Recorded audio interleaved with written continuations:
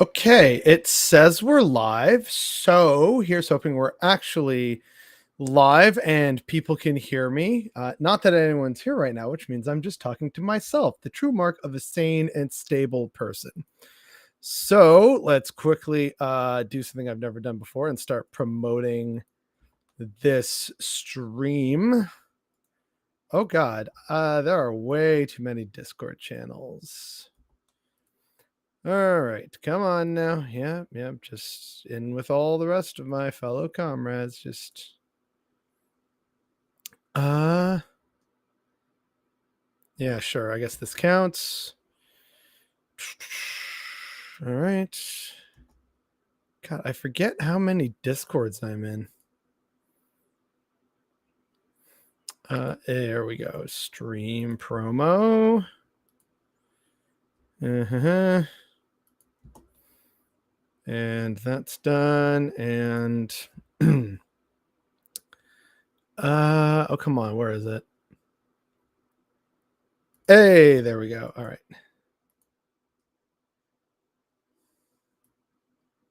I'm not gonna do that. There. Yeah, sure. All right. That and that's the inactive one.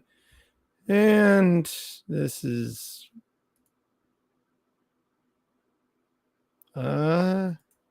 sure. All right. Okay, that takes care of promotion. I put out a tweet. Facebook is a dying and dead platform. So, okay. Hey, Base of PJ, welcome. What up? What up? We are here to just get a lot more nightmare fuel. So yeah, good fun stuff here.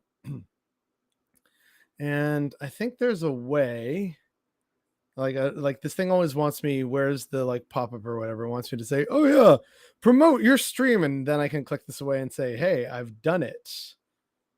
Okay, maybe I already accidentally put it away, so we're good. All right, so hi, Bother Brigade. Here's what's bothering me today. Once again, we've basically there's just been so much craziness, and now that things seem to be mostly settled down here at the house, seems like Monday evenings are going to be good for streaming. So instead of a Sunday sum up, it's more like the Sunday sum up, but Monday night and live and unscripted. So no background music until I find a playlist that is actually suitable for streaming. A bunch of them say, yeah, it's totally copyright free. And then you go back and check, and like half of the audio is missing because it wasn't actually copyright free. So I guess that's what's bothering me today, but not as much as our first story. So without further ado, let's get this lovely nightmare underway. So from here north of the border in Canada, there was this good news story about changing our DNA. The age of human therapeutic gene editing is here. And I don't know about the rest of y'all, but I really don't like the idea of genetics. I know that there are certain sort of positive scientific aspects, right? Like it's the whole hopeful stuff of like, what if we could cure disability, Alzheimer's? What if we could make the disabled walk again? We could cure scoliosis, like all these various different things, right? And on the surface, that's good. The problem is I don't trust the system as it exists now and who's behind it and who's financing it with any of that, right? So hearing this, the age of human therapeutic gene editing, I'm like, no, that like we literally, this is how the Star Trek dystopia happens, right? Like they've been accurate so far. It built and built and built until there were basically the eugenics wars, and then we had to deal with the aftermath of that, where then you get Zefram Cochrane, who invents warp drive to basically try and yeet himself from the solar system, and the Vulcans happen to pick it up, and thus we are uplifted into the stars, and it's a new age, golden age for humanity. Yay. Unfortunately, we're before that happens, so I don't trust this. So yeah, I don't know if everyone else is as horrified by this as I am, but I did not like this story. All right. Oh wait, I guess I should check up on chat here. Use Twitch soundtrack. I don't know if I didn't know if that was actually a thing, but duly noted. Twitch soundtrack. If I can maybe use that. I am still very much a boomer when it comes to streaming, though. So apologies, mea culpa, disculpe, lo siento, mi scusi, pardonnez-moi. I'm a polyglot. It's a mess of languages up in here. So yes, next story is going to be, well, I shouldn't say story, but rather just a commentary that I saw. I have no idea why the left are so resistant to the dream of terraforming the Australian desert. It's sad that some people have so little vision. We can and should be a country of lush, verdant hills.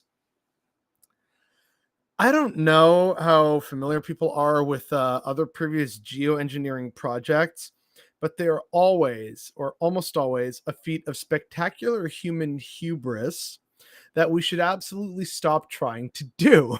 Let's stop trying to greenify deserts. Let's stop trying to, irrigate the desert. Let's stop trying to shift climates intentionally. We saw what happened with Soviet diversion of water from the Aral Sea, and it's now like the Aral Lake, basically. It's completely gone for the most part. Human uses for Lake Chad in Central Africa have put so many pressures on it that it's very much disappearing. And that's something that has been around for millennia at this point. The water wars have basically all but started in the American Southwest because of the Colorado River being very low and the Lake Mead Reservoir being very low. Same with Lake Powell. And here's people saying, oh, what do you mean? Maybe we shouldn't have built like a bunch of green lawn suburbs and tried to irrigate parts of New Mexico and Arizona and California that had no business being suitable for any kind of intensive agriculture given our current water uses and practices.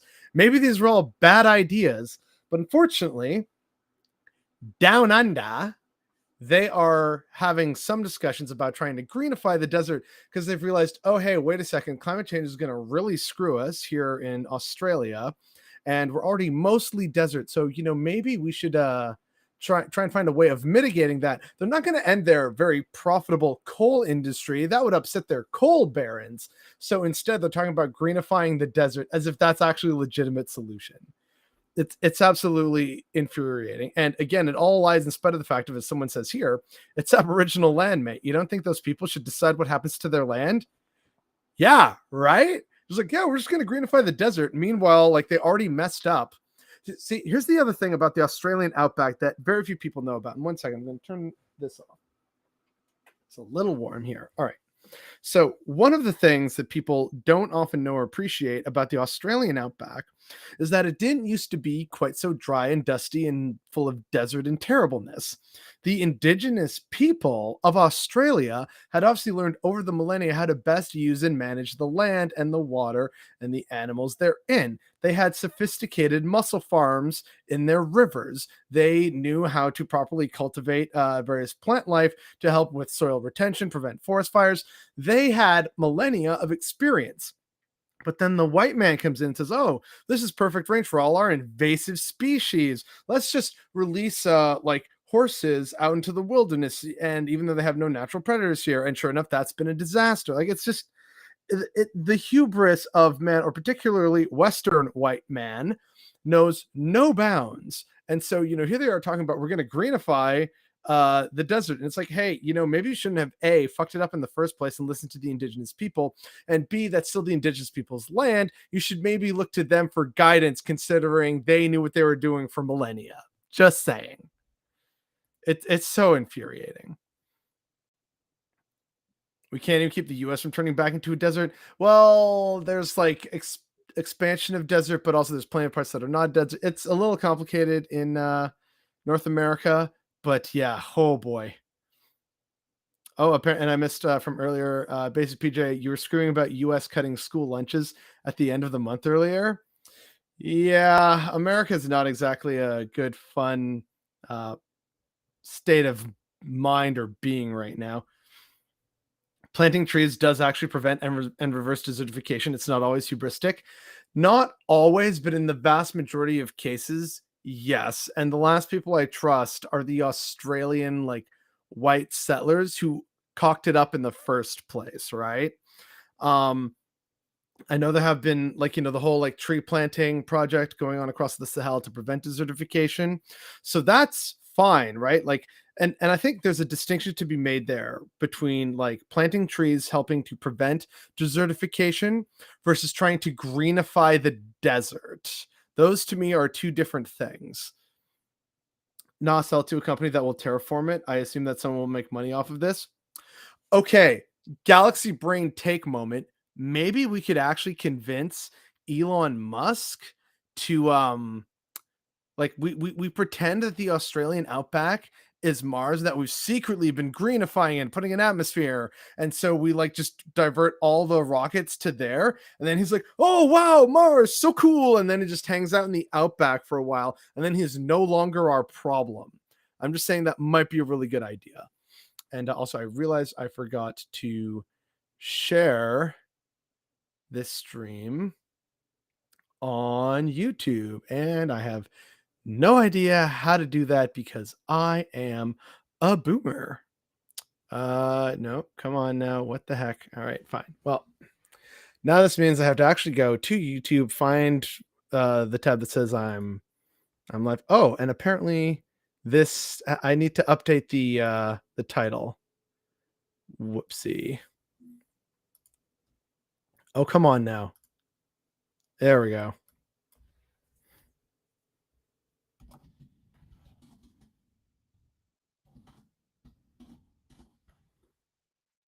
Gotta capitalize hell for all the grammar Nazis out there. All right. And there we go.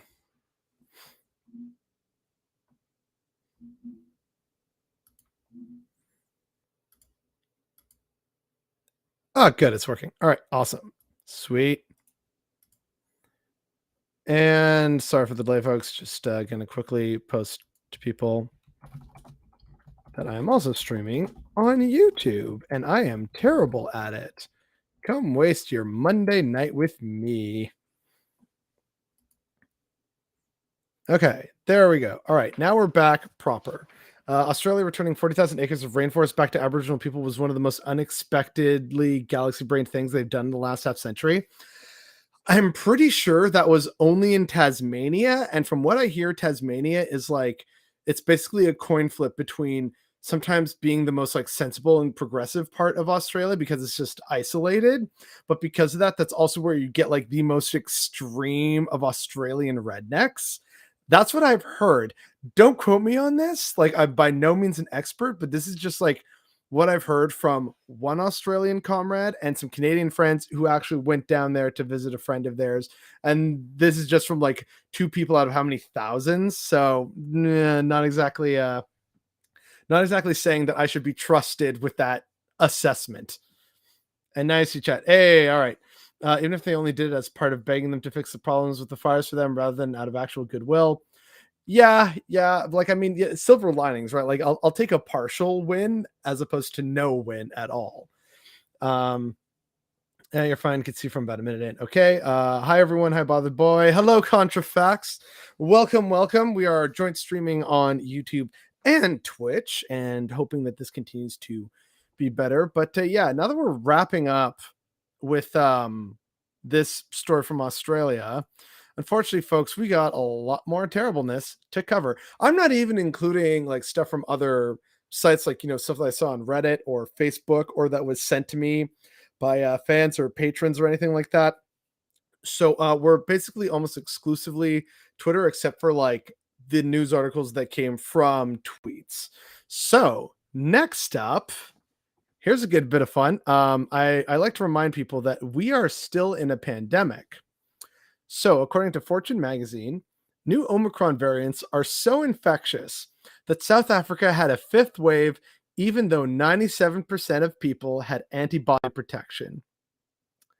Hooray, terribleness. Yes, I am very fun at parties. So, we're not going to go through the whole article or anything, but yeah, they basically had a fifth wave of COVID despite nearly everyone in that country being vaccinated against it.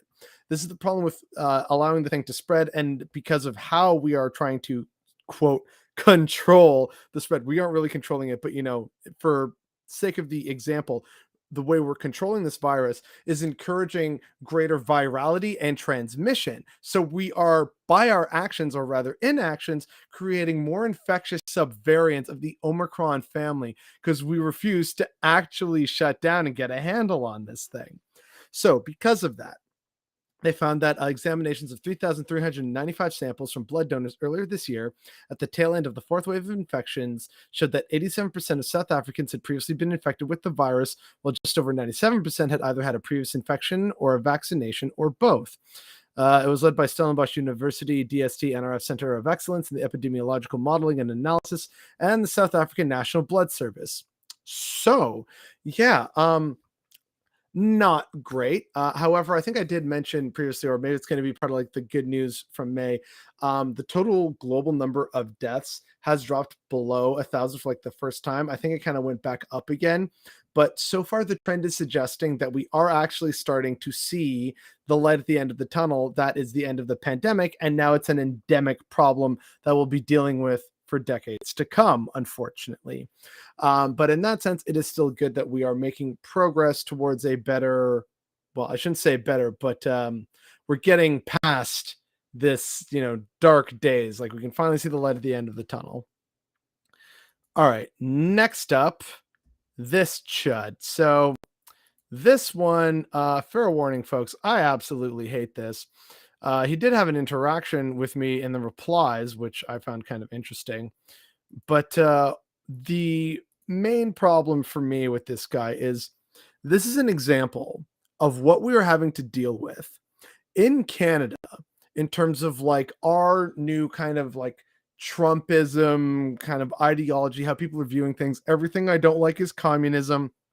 So we're just going to watch it real quick. It's not that long, but hopefully you'll see what I mean when I talk about like just how actually terrible this is.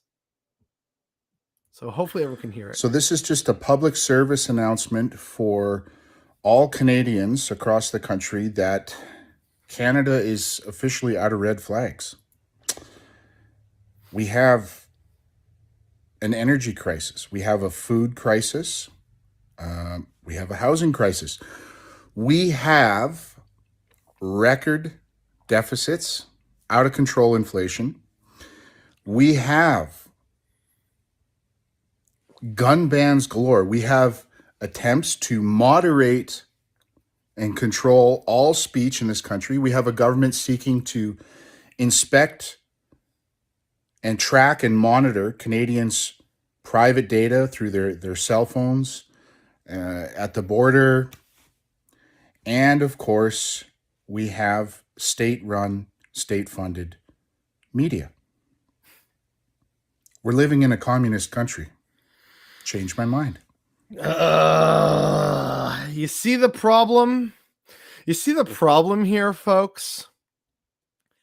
They are so fucking close to the point. In fact, they have actually hit the point. They have walked straight into the massive wall of the point, but instead they come away from it saying, we're living in a communist country. No, the fuck we aren't. The Communist Party isn't in charge. Justin Trudeau is a terrible, shitty neolib, just like most of the people in the Conservative Party.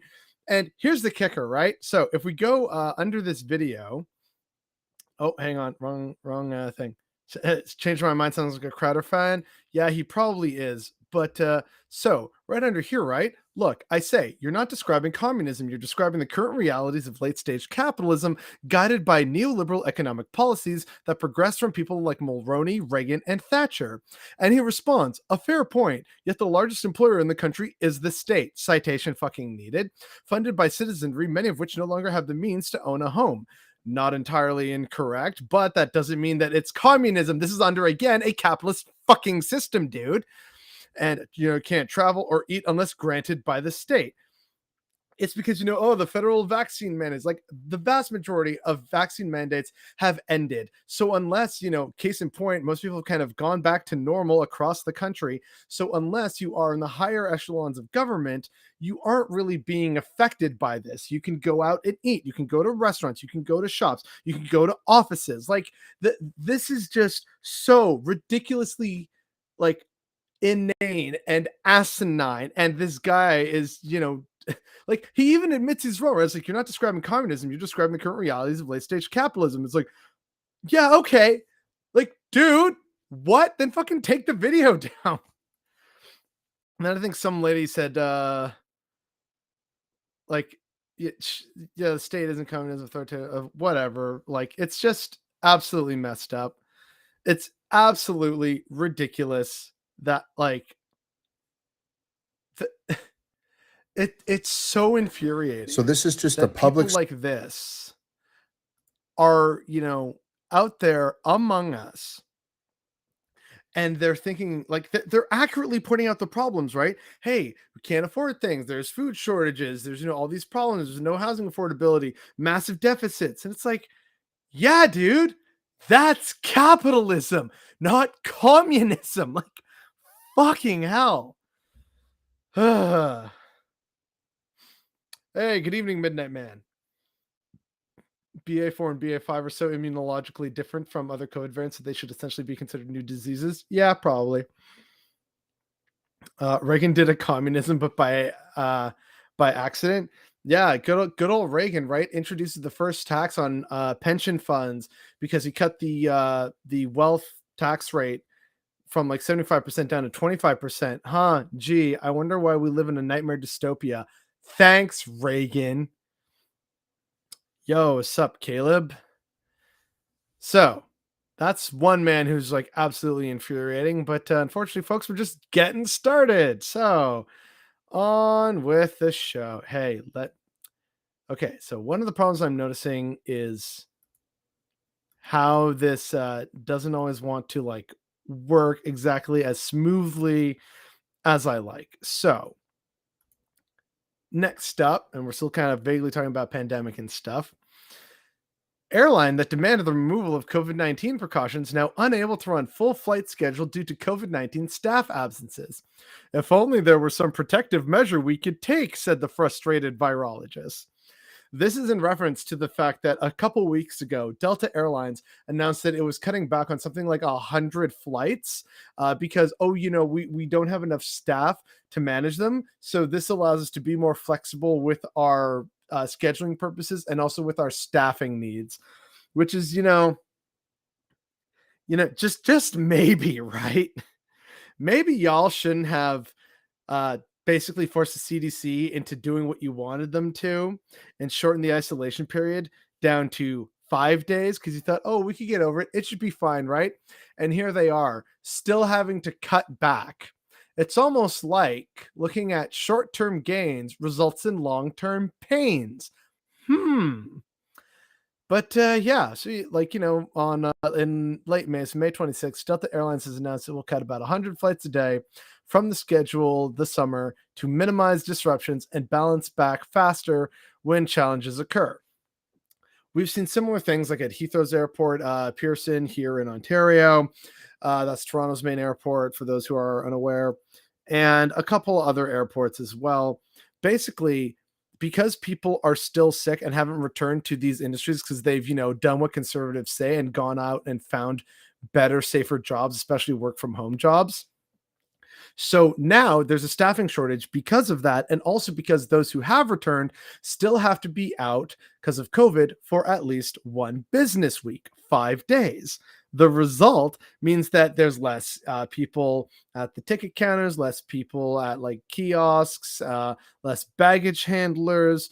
So like less security screeners. So obviously lines and everything are much longer. We're like, oh geez, it's so chaotic. What's going on? Hey, hi, there's still a goddamn pandemic going on. That's what's happening. It feels like I'm being gaslit by society. And it's like, why is everything so crazy difficult right now?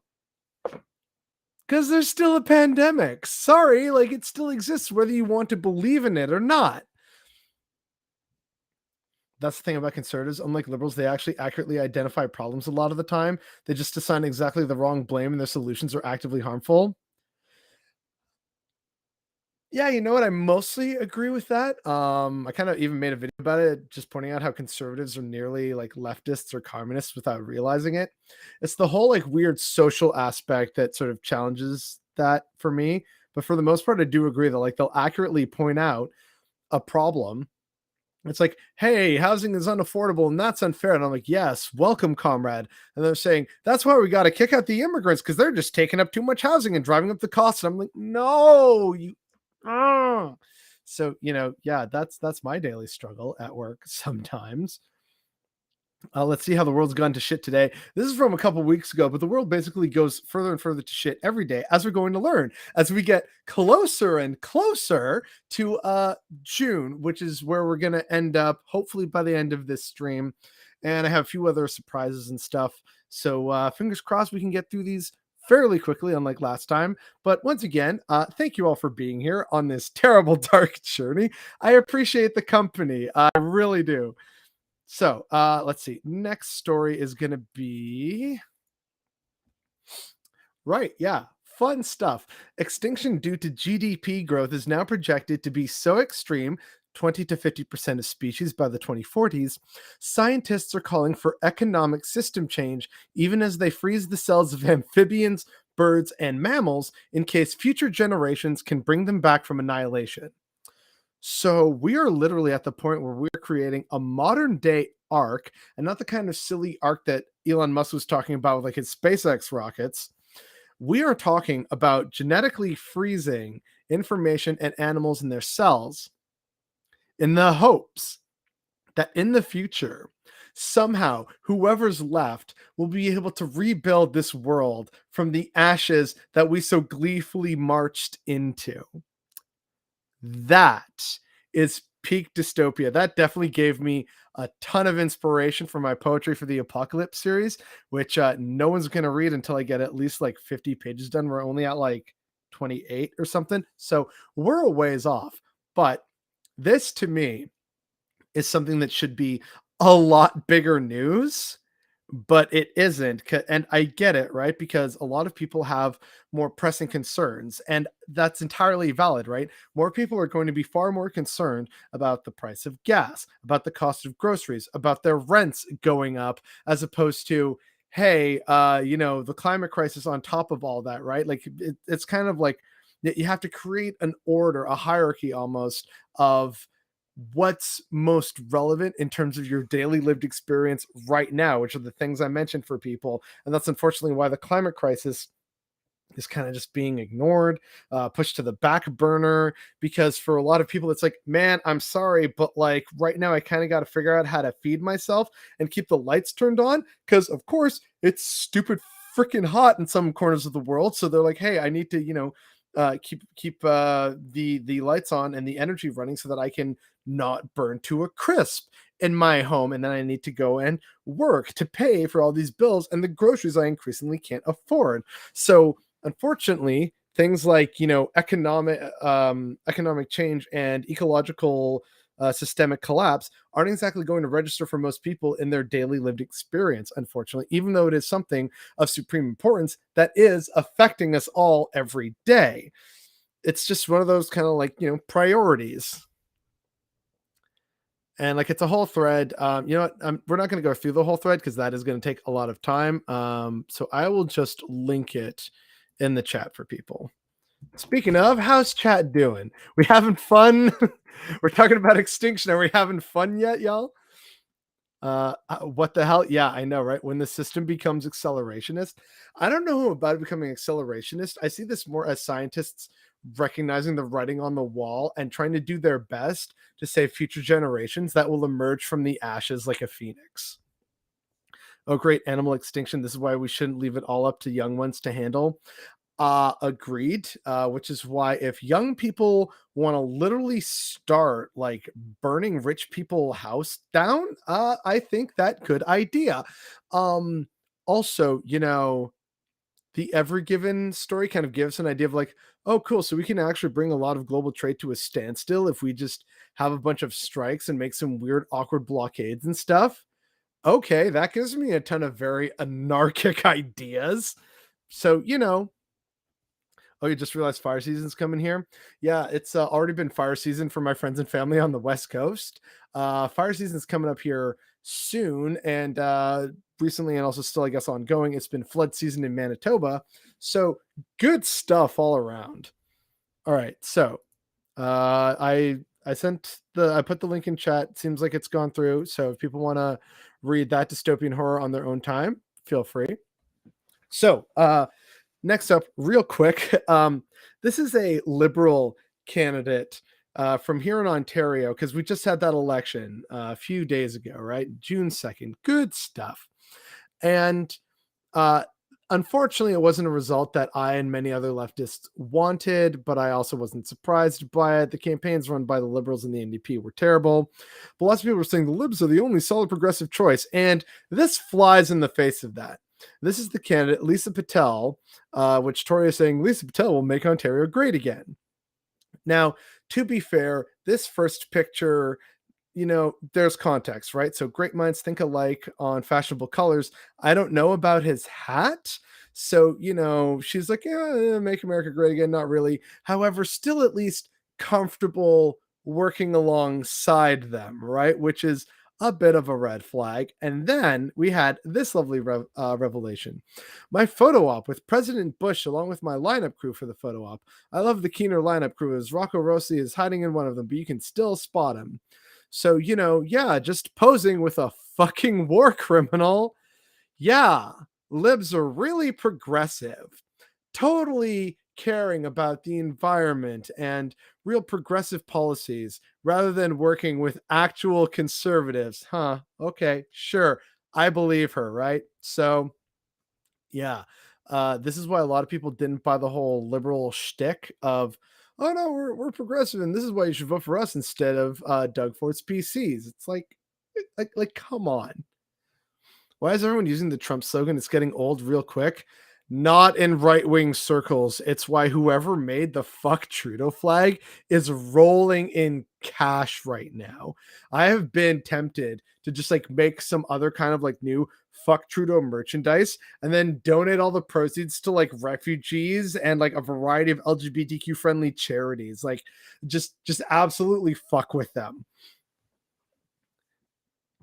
Hell yeah, time for Robin Hood reboot. I would love that. Gritty modern Robin Hood reboot. I meant the capitalists are planting the seeds for their own doom and don't even know it. Starving people become very motivated. Oh yeah, that was basically the catalyst for a lot of the previous riots, attempted revolutions, and such that we saw in 2011 in the Middle East. When people can't eat, it's a problem. Which, hey, by the way, folks, due to the war in Russia and Ukraine, food scarcity is definitely going to be a thing. By the way, and like, sure, that's for wheat, and it's going to affect more like global South countries for the most part. However, it's also affecting fertilizer. And because of our massive amounts of agriculture here in North America, fertilizer prices have gone through the roof because about a third of our acreage is used to feed livestock rather than humans. And they still need fertilizer for that. So anything relating to corn, which spoiler alert is a lot. Corn is used to make ethanol, which is added to gasoline. Corn is, well, an ingredient itself. It's also for feeding livestock. So if it's more expensive to feed your livestock, that cost is downloaded onto the consumer at the end. So your beef, pork, chicken, etc. is all going to go up in price. High fructose corn syrup, which is in like just about every single terrible prepared food, that's also going to increase in price. So if you're wondering, hey, why did groceries get a lot more expensive? It's again because of this and the fertilizer cost. They're expecting it. So fun times ahead for us all, unfortunately. But moving on to the next unfortunate story. So, Melanie Joly is the foreign affairs minister here in Canada, I'm pretty sure. And she recently said like some ridiculous things about Israel and Palestine. So here's a comrade pointing out, hey, Melanie Joly, when can we expect sanctions and boycotts of apartheid Israel over their continued atrocities? Oh, right. You only care when Russia does it. Because, yeah, Russia and Ukraine, that's been a huge part of the political focus federally for the government. Big source of bipartisan support, and like understandably so. The Ukrainian diaspora in Canada is massive, so makes sense. However, here's the story in question. Israeli forces assassinated a 14-year-old boy, shooting him 5 times in the legs, back, and neck. He was on the way home from his grandparents when he hid in a parking garage, screaming, "Don't shoot me." Israel justifies this by saying someone threw a Molotov cocktail. So, yeah, we're not going to read the individual little screen grabs there because it basically just goes into more unfortunate, gruesome detail about what this tweet sums up. But isn't that just so infuriating when a boy is screaming, "No, please don't shoot." It's a teenage boy.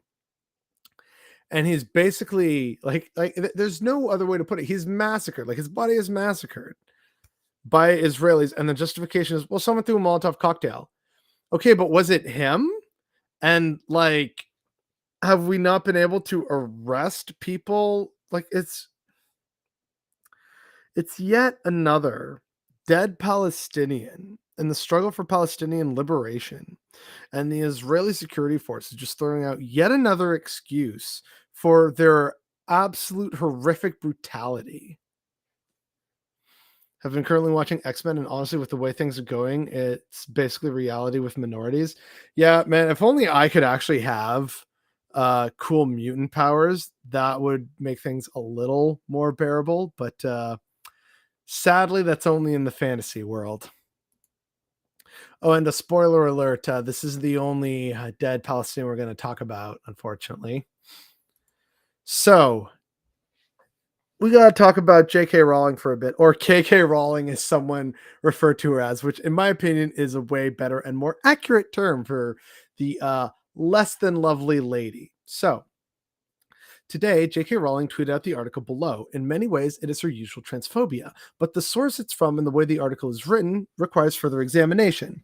So this is where we are going to go down a bit of a rabbit hole. So the main tweet that she tweeted was this: vulnerable and traumatized women pay the highest price for luxury beliefs. These are the real-world consequences of redefining women to include the penis. We feel like we are part of some sick joke. This is a nightmare that we can't wake up from. This is a nightmare. Female inmate speaks out against trans inmates. So, that's from a site called Redux. What's Redux? Let's find out. The article is about trans women in women's prisons, specifically one correctional facility in New Jersey. The article quotes one cis woman at this facility who has apparently reached out to say that she isn't comfortable having trans women at the prison. The article features only one account from a single inmate.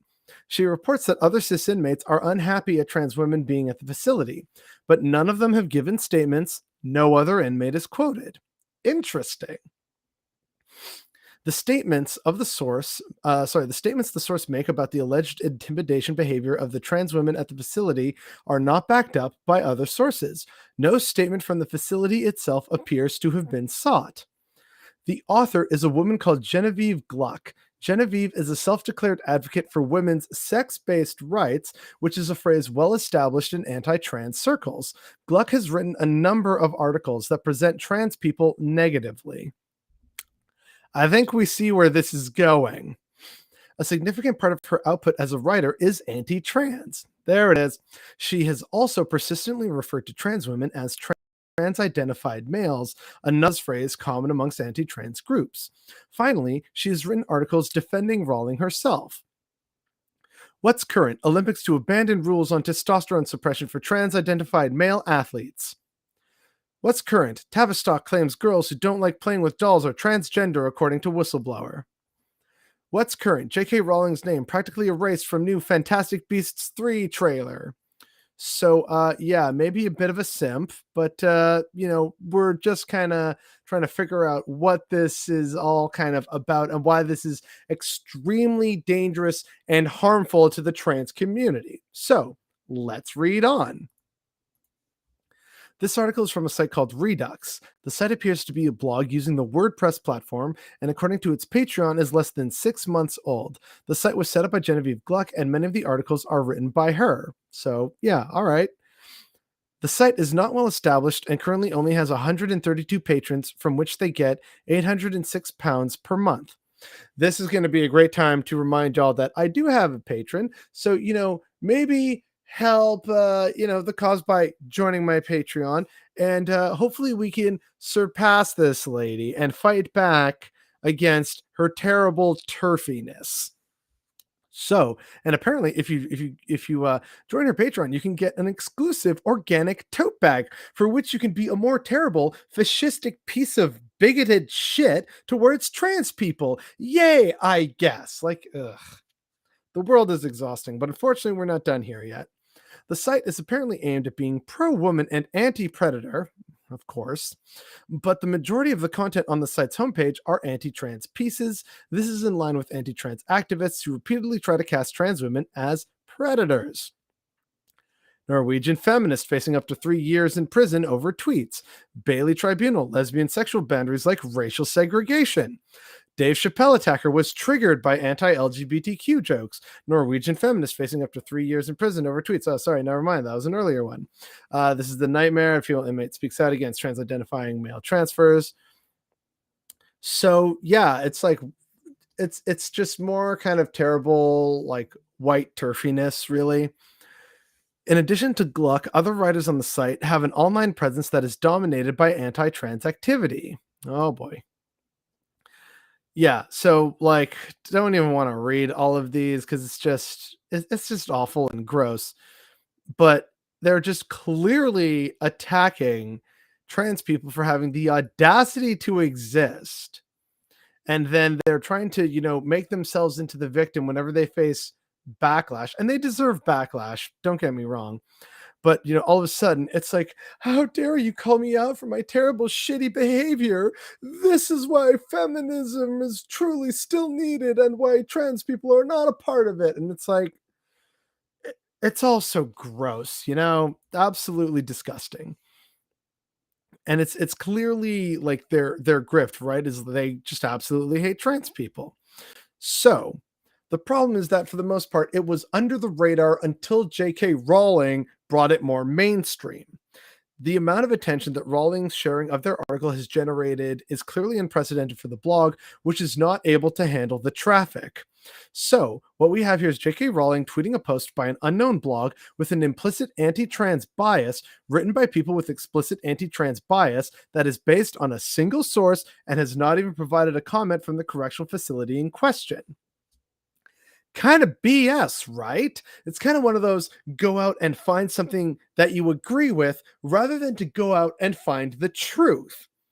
It's an interesting study in self radicalization and how the search for confirmation bias and the dopamine hit it offers can lead even a once well informed person to accept unproven information from biased sources that maybe only a few years ago they would have questioned. It is also a solid example of how fake and unverified information spreads, because now that Rowling has tweeted it, this in itself will make it newsworthy, and it won't be surprising to see it in the Times, the Mail, and the other usual suspects tomorrow. It's an all too common and depressing cycle that has become more a part of life for trans people in the UK as anti trans bigotry is normalized and mainstreamed in our culture and media, and it's one we need as a society to end because it's dangerous for us all. So, yeah, I think Bronwyn here absolutely nailed it and exposed this for the sham it is. So, I'm going to drop the link to that one in the chat for everybody. And speaking of chat, let's see, what do we got here?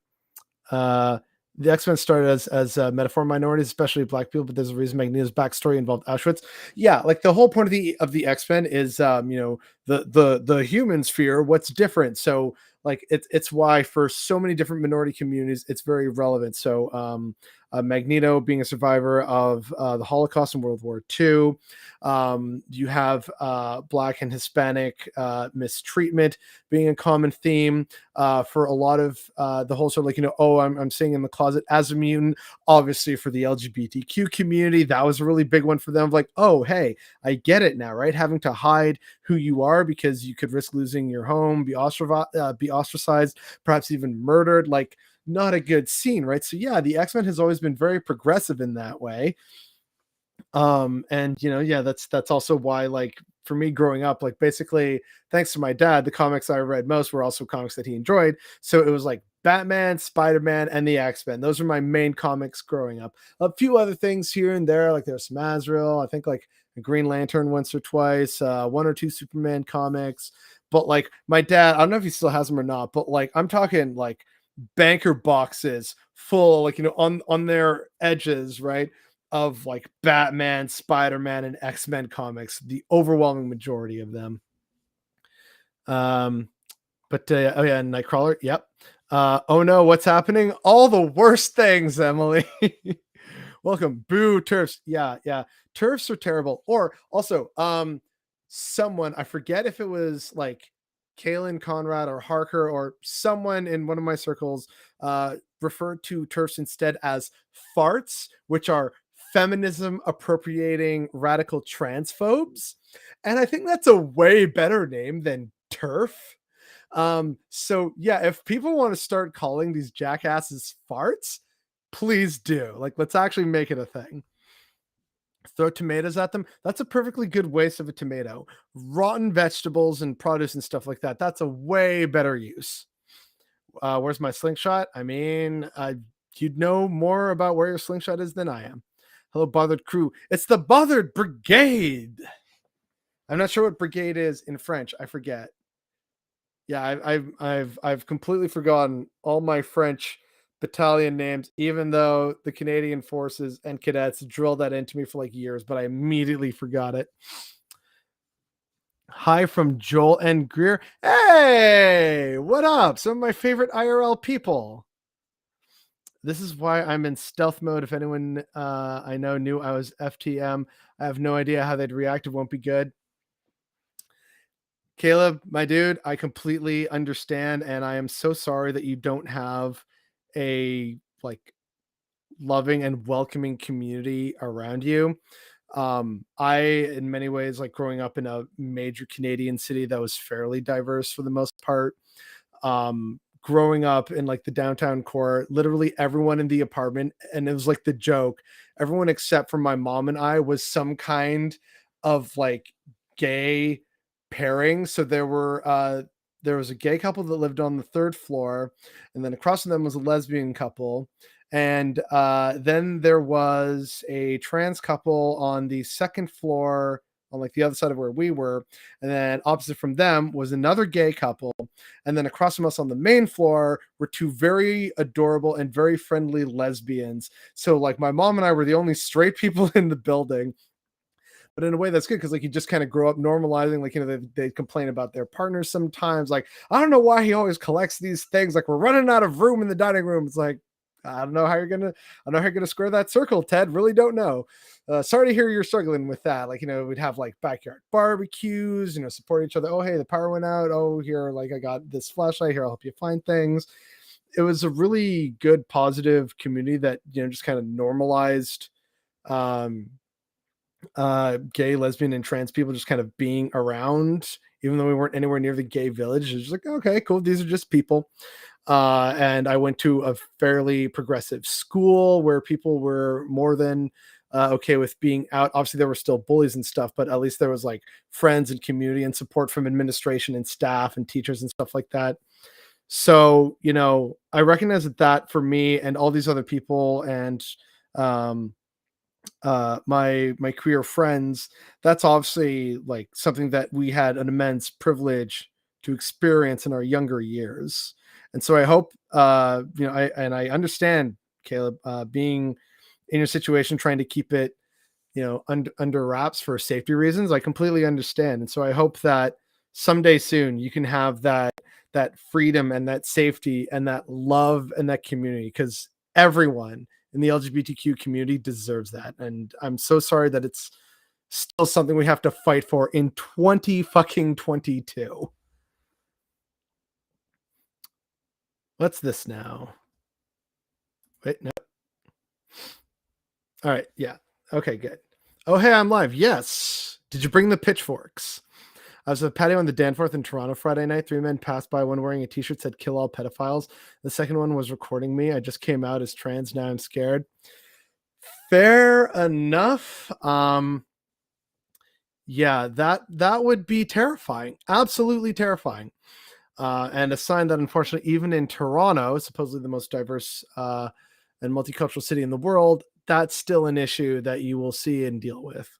And then for those who were maybe here for a couple streams ago when we pointed out that apparently members of the Freedom Convoy are still gathering outside a gay club in downtown Ottawa and harassing participants and driving them away, it's like, yeah, that's pretty much fucking fascism and no one's dealt with it yet. So maybe people in Ottawa want to start getting on that.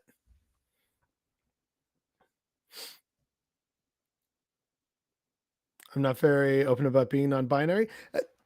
How you choose to, like how open you choose to be, that's entirely up to you. Like for all I know, there's someone watching this who's just very much in the closet. They're still an egg. Like I don't know, but I do like to think that for the most part, this is a very safe and welcoming community. And so far from what I've seen in chat, it absolutely is. And once again, I am filled with so much love and pride. I'm like a proud bothered dad here with all y'all. I absolutely love it. There's a vigilante group in Toronto who are painting all trans women as pedos. Like, I wish the people who claim to be, so steadfast, like, I hate pedophiles, we're going to get rid of the pedophiles. Great. Go force the people who knew about Ghislaine Maxwell and Jeffrey Epstein and their black books. Like, get the judges to actually prosecute people whose information they have. Force the FBI's hand. Actually go and demand, like, sit in Catholic churches and demand that people actually cease their protection of the pedophile priests in the Catholic Church. But no, instead it's like trans people and the gays, and it's like, you are missing the wrong people here. Like, as you can tell, this deeply bothers me, but it's very frustrating. Certainly not the cops that wouldn't do anything about it. Sad but true.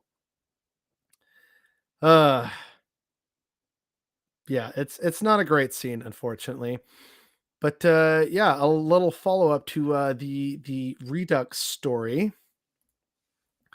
Here's Kathleen Stock retweeting the publication founded by Anna Slatz.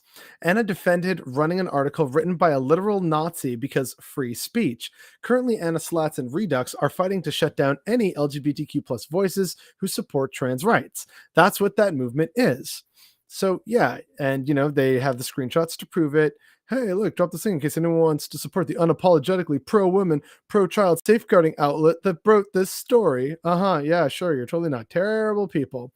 And here we are, the Barron's editor, Anna Slatz, defended publication of 2 articles on the grounds that no views, no matter how reprehensible, ought to be censored.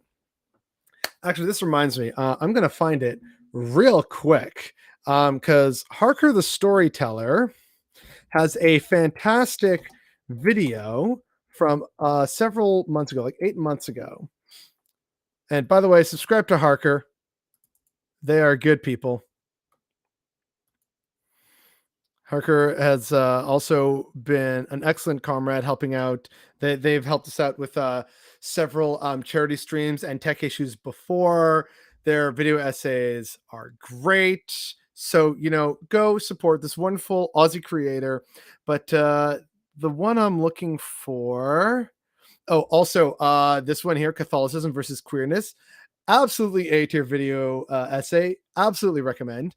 But I'm looking for... Yes, here we are. TERF fascism.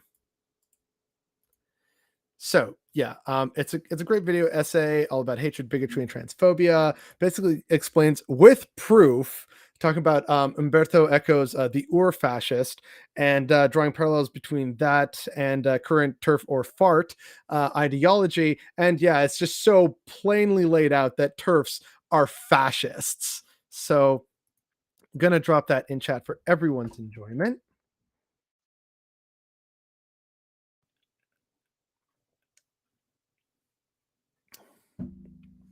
It's confirmed we're the brigade and BB is our dad. His rank is now officially first sergeant. No. See, like, while we are quote unquote a brigade, it's kind of like Nestor Makhno. So very much decentralized. I'm not a brigadier general, anything like that. You're so using fart. Good. Yeah, we need to, like, stop calling them TERFs, start calling them farts. And I can't wait to see the amazing Karen reaction from that. It's like, you can't say that. Like, Turf is a slur. Well, fart's not, so we're gonna call you farts now. It's gonna be great. It's so ironic that QAnon is so strongly built around anti-pedo fervor, yet QAnon themselves, there are two behind the account deals in CP. That doesn't surprise me. It's like the same with some of these people who are pro-life, and then it turns out, that they're like molesting children. It's like that doesn't surprise me, but it's still just so infuriating. You got to get a beret. I think I have one because I think I traded my Airman wedge cap for a beret once, but it's like buried in storage somewhere.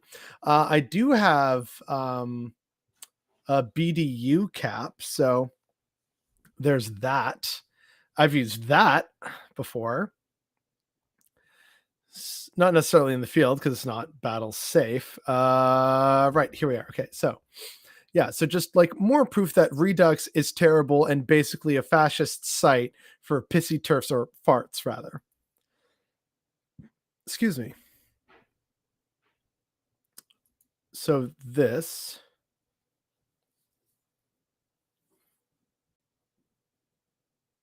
So what you're seeing here,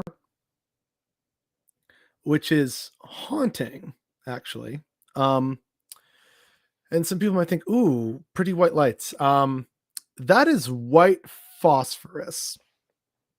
It's a chemical weapon, and it's incredibly painful and destructive because it creates and sustains its own fuel, so it's very hard to put out. And because of that, they rain it down over cities, and people can't put out the fires. And if it lands on them, it continues to burn and spread because humans are unfortunately very flammable. An absolutely horrifying weapon of war. And here's a Ukrainian fighter posting video of just an attack that's going on, and you just see you see the smoke and everything rising. You see how it's just basically everywhere he looks on the horizon. Absolutely horrifying shit. Donbass is living hell as everyone turns off their lights today in warm beds in peaceful cities.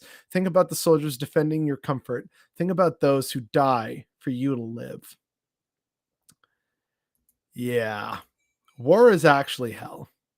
Definitely very war crimes. Yeah, like it's Russia. So Russia's like, yeah, so what? We commit war crimes. Are you ever going to prosecute us? No, because we have nukes. So whatever, we're going to keep doing the war crimes. That's Russian standard operating procedure.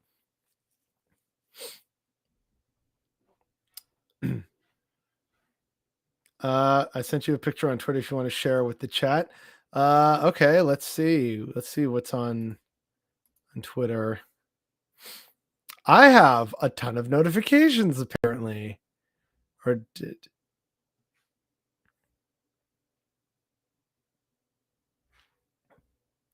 let's see here.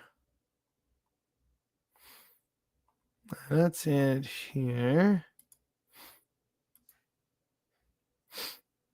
Ah, here we are. It's in messages. Nice. All right. Okay. Enough looking at a horrifying war crime. Oh, come on. What the heck? Oh, for God's sake. Okay, fine.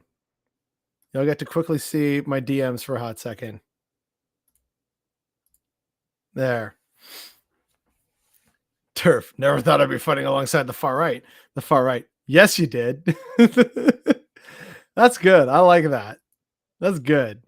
Oh, wait. Oops. Clicked away from there. We go. Look, thank you. Thank you, Ice Pick, for sharing that with us. That's some good stuff. That's gonna go onto the Facebook page. And oh yeah, we still have to catch up with this chat. They make these illusions instead of tackling the real problem of molesters within the congregation. Yeah, it's constantly projection, right? It's like the same people who are like, "No, I'm so pro life," and we got to talk about that during the stream at some point. Like, oh, I'm so pro life, you wouldn't believe it, right? And then you find out later, oh, he's actually convinced his mistress to have no less than 3 abortions. It's like, I tire of these people so much. So incendiary, that's unsettling. Definitely very war crimes. It eats into you. Yep. Weapon of horror. Yep. Phosphorus needs to be banned. This is freaky shit. Theoretically, it is banned, except a lot of people still use it because they refuse to abide by the treaty that says it should be banned. This is why treaties sometimes aren't everything, but yeah. Pretty much I saw some of the uncensored Bucha footage. Oof, yeah, that was some rough stuff. I'm sure there's a lot more mass graves. Yeah. Tab gang, what up? Hey, what up, Pinko Punko? Welcome to the fun party. We just saw war crimes in the Ukraine, and we talked about TERFs being fascists, but at least we got a funny meme out of it. And I do have some stream candy for people, but we've got to get through a few more stories before we get to the stream candy, and then we'll break it up with a few more stories, etc., etc. So let's go to the next one. Yeah, medical assistance in dying in Canada. We've talked about this before. I don't really want to rehash, but basically the way it's done right now is absolutely terrible because they're not supporting people who need help, like people with disabilities, with mental challenges, with health problems. They aren't supporting these people with a variety of policies. And so, unfortunately, a lot of people are feeling pushed to choosing medical assistance in dying because, at least they'll be dead. And they'd rather be dead than have to live with like this injustice any longer. And that's a fucking problem, which we've talked about before on our channel and in various other like posts and on streams and things like that. So, recently, a woman with disabilities approved for medically assisted death was relocated thanks to inspiring support by Canadians coast to coast. Now, that's not an actually inspiring story. It's a sign we live in a capitalist dystopian nightmare hellscape, as Tori brilliantly points out here. Ah, yes, the good feeling you get when GoFundMe becomes healthcare and housing policy in fucking Canada, which is one of the richest nations on earth, by the way. This was a failure of public policy and is sold by our neoliberal media as a feel-good story. It points to holes in the services provided to disabled Canadians. And yeah, unfortunately, this is what we're dealing with here in Canada, where we are trying to fight back against a system that is basically encouraging the disabled and the mentally ill to kill themselves rather than offer them meaningful support. It is so utterly nightmarish. We talked about war crimes in Ukraine. Yeah, you might have to narrow that down. We talked about crimes in the Donbass. And again, you might have to narrow it down. Haha. Oh, God. Like, that whole war is all because of Russian entitlement to Ukraine. Because it's like, oh, we need it for our geostrategic interests. Like, this is why everyone who's into, like really into geopolitics and geostrategic aims is basically a sociopath. Russian, Ukrainian, American, German, etc. Like they're all just terrible people because they just view things in terms of what's good for the nation or the state and their goals rather than people. I got bored reading a paper that said a lot of what is wrong with the USA is down to trauma. I mean, I could sort of believe that, but I think there's a lot of other things that go into that. I think that trauma is naturally a result from that, but it's like if America is so wealthy, they could absolutely end homelessness and hunger and like properly fund their education and stuff. And that would just make so many people be so proud to be American and they wouldn't have as many problems or stresses or anxieties.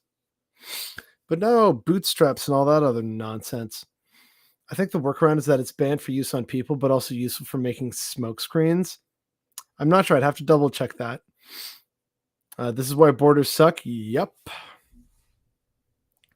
But anyway, back to more dystopian nightmare stuff. Time for Florida. So, more sad news for Jefferson County, the only school district in Florida to be privatized. Consider this the canary in the coal mine, folks. Only 19% of its third graders passed the state's reading test this year. By far the worst in the state. Last year, it was 28%. Also the worst.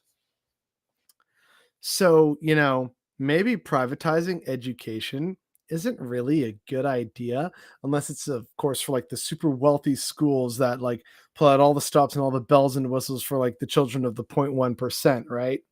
So unless you're that kind of school, not exactly a great scene here. And unfortunately, as we saw, it was already the lowest last year, and now it's worse this year. So let's all keep this in the back of our minds and come back to this in May of 2023 and see for Jefferson County in Florida if 19% has now gone down to like 10% or something. Either way, objectively terrible. But, it's Florida, so what can you expect? Cyclical trauma, and yeah, we choose to leave people to suffer. Yeah, that's fair. I eat one meal a day. I ration medication that ODSP won't cover. I work a job that makes my disability worse or become homeless, and Ford got reelected. Yeah. Yeah, I don't think people fully realize, like, it's like that meme. Let me see if I can quickly find the meme real quick. Wrong goddamn button.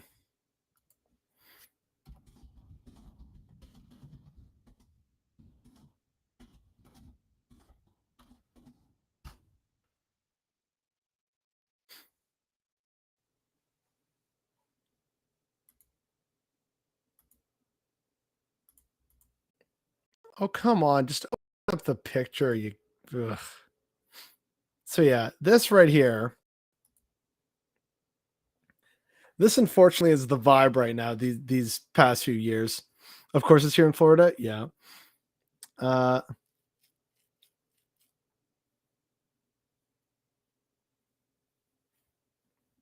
$497 a single person is given for rent. Yeah, like ODSP rates are ridiculous. The Green Party and then subsequently the NDP were right to raise it to like well over $2,000. But this meme right here about, hey friend, listen, I know the world is scary right now, but it's gonna get way worse. Yeah, and like not to depress people because there is actually still reason to hope. We have time to act. People are, as we've seen in the wake of disasters, whether that was the recent derecho storm here in Ottawa or in the earliest stages of the pandemic, the immediate response in times of crisis from humanity is to rally around community. So that's already a source of hope and optimism for the future. The vast majority of us, young and old, do want things to be better and different. What we need to do is keep like pointing out to people, hey, system's not working, so please join us in the streets for some direct action and holding these people accountable, and maybe hopefully eventually, fingers crossed, a positive leftist revolution. But the climate crisis is still here. It's going to get worse. Food insecurity is going to get worse. There's talk of a recession and stuff like this. So, and like Doug Ford got reelected, the neoliberal nightmare is continuing. Fascists in the states, whether they're Christian fascists or like turf fascists, it's just a very real problem, right? So these things are all heading towards like it's going to get worse before it gets better, right? But again, we do have reason to hope. There are people out there organizing, including yours truly to a certain extent. I could do more, but life is also very crazy and chaotic right now. And there's lots of people also trying to like improve their communities. Like there is reason to hope. So I don't want to take people's hope away, but it is kind of like a lot of people don't recognize what's coming, including the accelerationists themselves. Who are like, yeah, we're like we got all our guns and our ammo ready for when we got to fight the state, and it's like, who's your permaculture expert? Who knows textiles? Who knows how to spin a variety of different threads from a variety of different fabrics and wools and even seeds? Like that's how we get flax, right? Like who's the person who's your leather worker, your iron worker? Like who are the people who don't just go out in thousands of dollars of gear and pretend to be a fucking commando in the desert somewhere? These are all different skills that are needed to maintain some kind of social cohesion, and not enough people are kind of trying to rally around that and keep those kind of things in mind. Like who's your electrician, right? Like it's all this kind of ridiculous stuff that people aren't really thinking about and preparing for. The Green Party was going to double it. The NDP was going to do 20%, which still isn't enough. The NDP was like 20+%, and then like they would bring it up to the Green Party afterwards. But like again, like kudos to the Green Party for being the only like sensible party out the gate with the policy right up front of like, no, this is what it should be. Like kudos to Mike Schreiner and the Green Party of Ontario. We literally have the comment saying, "My parents hit me and I turned out fine." Said unironically by parents excusing hitting their kids. Yeah, it's like, oof. It's definitely a problem in the States where people try and justify past shitty behavior. And I cannot stress this enough. I love it. And if you change it to doubling after the Greens release their plan, yeah, I know exactly. Like, I'm glad they did, but it's also like you had to follow the lead of the Green Party, which, as the supposed progressive party, is sad.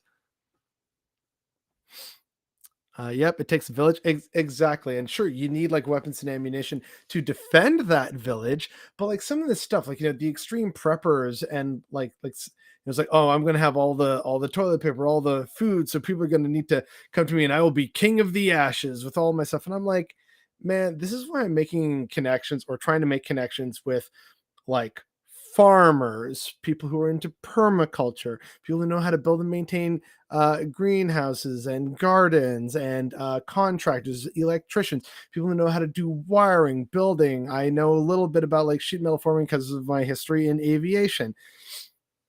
There's all these different skills that go into maintaining a proper society that isn't just like, finally I get to kill without consequence and be a badass. Like, come on now. ONDP tripping on a subterranean oil pipeline and some diehards still saying, hey, we did great was the most frustrating thing. Oh, yeah. In some cases, children are treated worse than pets. Yeah. Most Americans seem to definitely value pet life more than human life. It's like, oh, this poor doggy and like, poor starving child. Well, it came here illegally. So like, it's absolutely unreal. Oh, excuse me. Jeez. I only had soup for dinner. Why am I burping? What is going on? All right. So that and that. Oh God, we have so many. I need to speed this up because I got a story about El Salvador I want to share with people. Probably that'll be at the end of the stream here, depending on the time. Okay. Oh God, it's already quarter. Time flies when you're having a bunch of fun delving in the depths of despair and dystopia. Anyway, affordable housing specialists built this modernist $5 million Toronto home, and I fucking wish this was parody. So, according to BlogTO, this was a house that was like small plot of land, right? Like you're not working with a whole lot, but apparently, they wanted to reinvent the concept of row housing. And like it's too expensive for the average homeowner, so they came together to create this concept about affordable contemporary residential housing. And this is what they came up with. The photos are a little cut off, but you can still see like most of them though. So you're not really missing much. And I mean, okay, it looks kind of decent. Seems to have like nice high ceilings. All right, not bad. But yeah, this is how it started, right? That was their goal. And now one of their homes is worth almost $5 million. Listed for $4.695 million, 73 Woodlawn Avenue is a 3-bedroom, 4-bathroom modernist home in Summerhill, a suburb of Toronto. The home spans 4 levels and boasts some impressive construction, including 18-foot steel and reinforced concrete construction, as well as 7-foot concrete floors. Looks cool, but again, it's like, this is so clearly a problem where, oh yeah, we're going to build like, cool, contemporary, modern, affordable housing. And then because the market still fucking exists, by the way, oh, look, now it's worth millions because that's what the market will bear in Toronto. You see the inherent problem with the system here, dear designers? Ugh. I mean, Toronto is a lot of fun. It really is. But like, holy fuck. Like, yeah, it looks kind of neat, kind of weird and strange, but like $5 million for all this. Like, yeah, look, it's really well done. It's been updated, modernized, it's very stylish. So yeah, I could see it going for like, over $1 million, right? Instead, it's like $5 million. That's like the fucking lotto jackpot right now. If somehow I went and got a lotto ticket tomorrow and magically won the lotto 649, I would barely be able to afford this single home in Toronto. That's how ridiculous this situation is. Absolutely ridiculous. Oh, right. These jackasses. So we're going to stop sharing here. We're going to share this ridiculous video of these cops being absolute jackasses.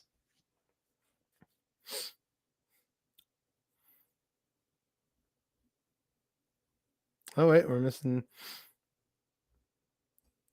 Jesus, that house is a fucking eyesore.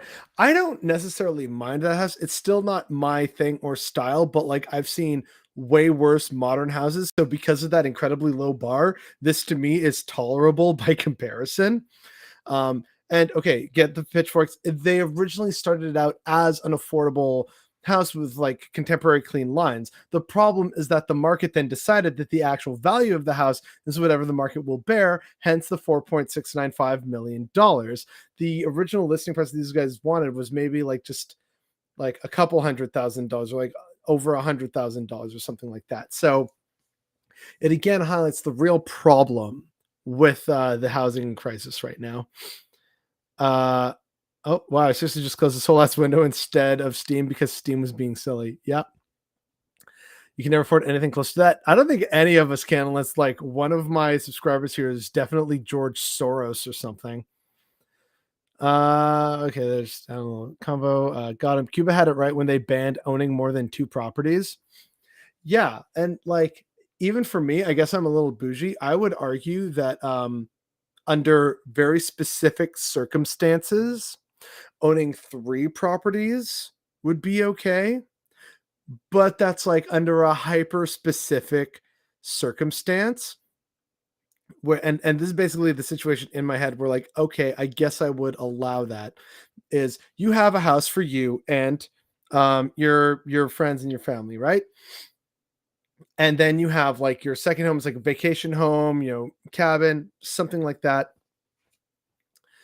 I would allow, if I was, a dictator or whatever, a third property that someone could own if that was meant to be like a quote unquote investment property, but actually invest it and keep that low in terms of pricing so that people can affordably live there. So, someone's selling a condo and you want to snatch it up from a landlord that's gonna just like kick the tenant out and you're like, no, no, you're paying your bills, it's fine. You can stay there at a reduced cost. Like I could see like one or two very hyper specific examples where if the opportunity presented itself, you could own a third property, but it definitely had to be like mandatory that it would be like affordable housing for a tenant or multiple tenants. That is like the only situation I could really see or justify when I was talking about this with a friend over beers one time of like, okay, maybe it kind of weird because like just have the state or the community just allocate housing to people. But and say like a transitionary period towards that, I could see that being a thing. But even then, most people really only need one place to own. It's, their own apartment or like their own house somewhere, or like you live out in the country. Like people really only need to own that, right? And sure, oh, if we can afford a second home, a summer home, whatever, like, okay, fine, you bougie bastards, but like really everyone only needs one place. Why can't we be more like Cuba? I ask myself that every day, comrade. For $5 million, I'm buying an old turn of the century Victorian home, not that silly modern thing. Agreed. But yeah. Oh, wait, hang on. Oh, geez, lots of stuff here. Where's okay, that's just talking about ODSP stuff. Going AFK, still listening. I got to get ready to explain American society to some students here for a couple hours. Hey, all right. Well, have fun explaining American society. Feel free to use many videos online. Some of them can be mine, some of them can be videos that are way better than mine. Because, yeah, America is a nightmare state. Exactly. And the clawback from what I make from work feels like a punishment for trying to get ahead. Oh, yeah. Poverty is absolutely a trap. Okay, I need to make myself bicycle, then walk the dog.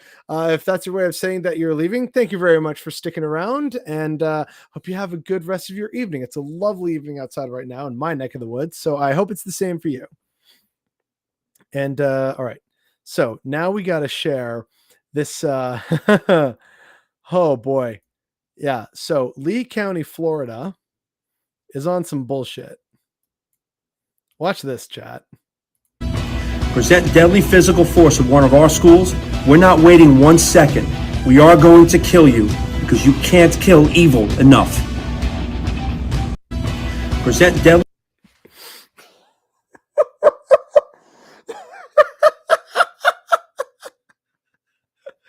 This is real. Hand to God, this is actually real. This is unironically real. Like, oh hey, chipping in as per usual. $2 to the Pitchfork Fund. Yes, thank you. Well, America is a state, and states are nightmares by definition. America just happens to be among the worst. Yeah, okay, that's fair. But yeah, no, I'm afraid this isn't a skit. That's legitimately Lee County, Florida Sheriff's message to anyone who shoots up a school. They decided to get everyone kitted up like that in the wake of the Uvalde shooting to basically flex on the terrible Uvalde cops and be like, you can't kill evil enough. We will shoot you. And it's like, yeah, man, I know y'all are cops. You see a flash of metal and you'll like shoot a black man 20 times because he had a lighter in his hand because he was about to light up a spliff when you pulled him over. Like, it's so ridiculous. Like, that's a real thing. And it's exactly that cringy. Like, holy fuck, America. Hey, I can use some vids, baby, but there's a bit of a language barrier. Fair enough. A part of me has been tempted for like April Fool's videos, and I guess spoiler alert, to just do an entire video in a language that I speak. So I would like do an entire video in French or Spanish, maybe even like a little bit of Catalan if I was feeling exceptionally self-challenging. But yeah, a part of me wants to do that, like, you know, hola compañeros. Like, I think it could be fun.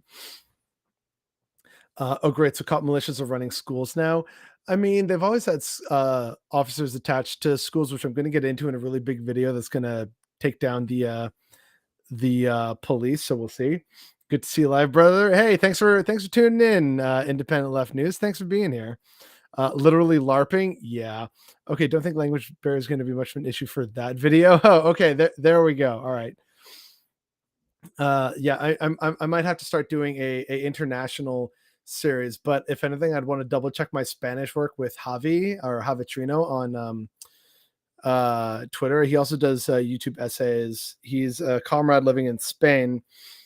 And he's fluently bilingual and often posts a lot of stuff in Spanish. So I'd probably run stuff by him like, hey, do I have the right term and like grammar and stuff here? Because I suck at that. I basically only learned how to speak it by interacting with other Spaniards. I'm sure my grammar is in the drain, but that's a story for another time. So that's Mr. So-and-so. And then, oh, right, because I was only sharing that one tab.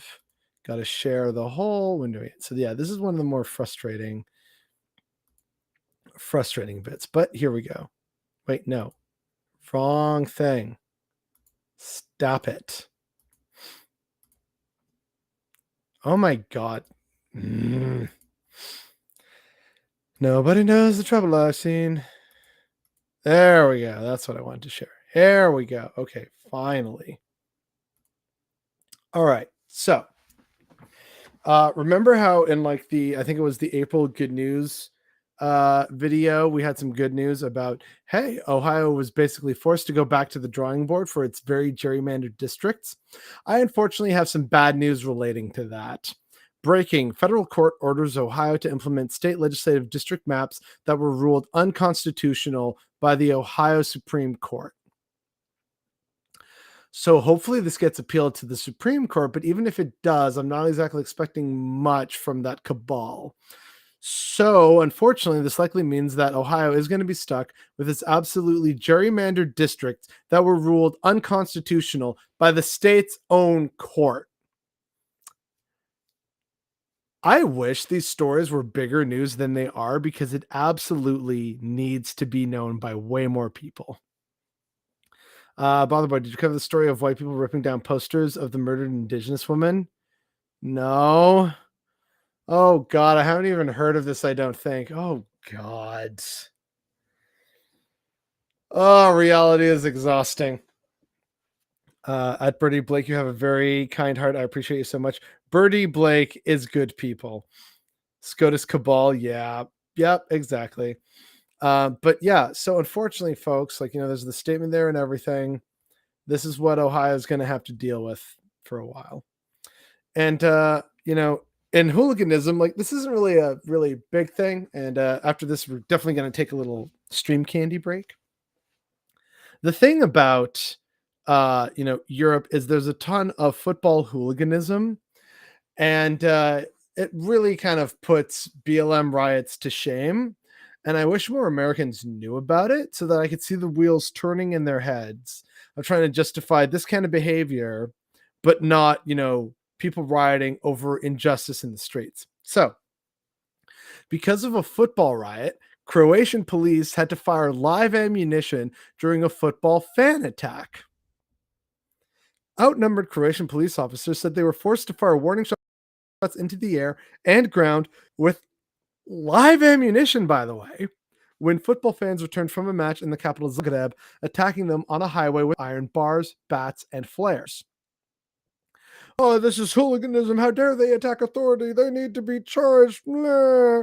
Except they mean black people and brown people, not these lovely, fine, civilized European people doing way worse things after a fucking football game. So yeah, just, good little bit of hypocrisy for people right there. But like I said, now is the time for stream candy. Let me find it in the document here.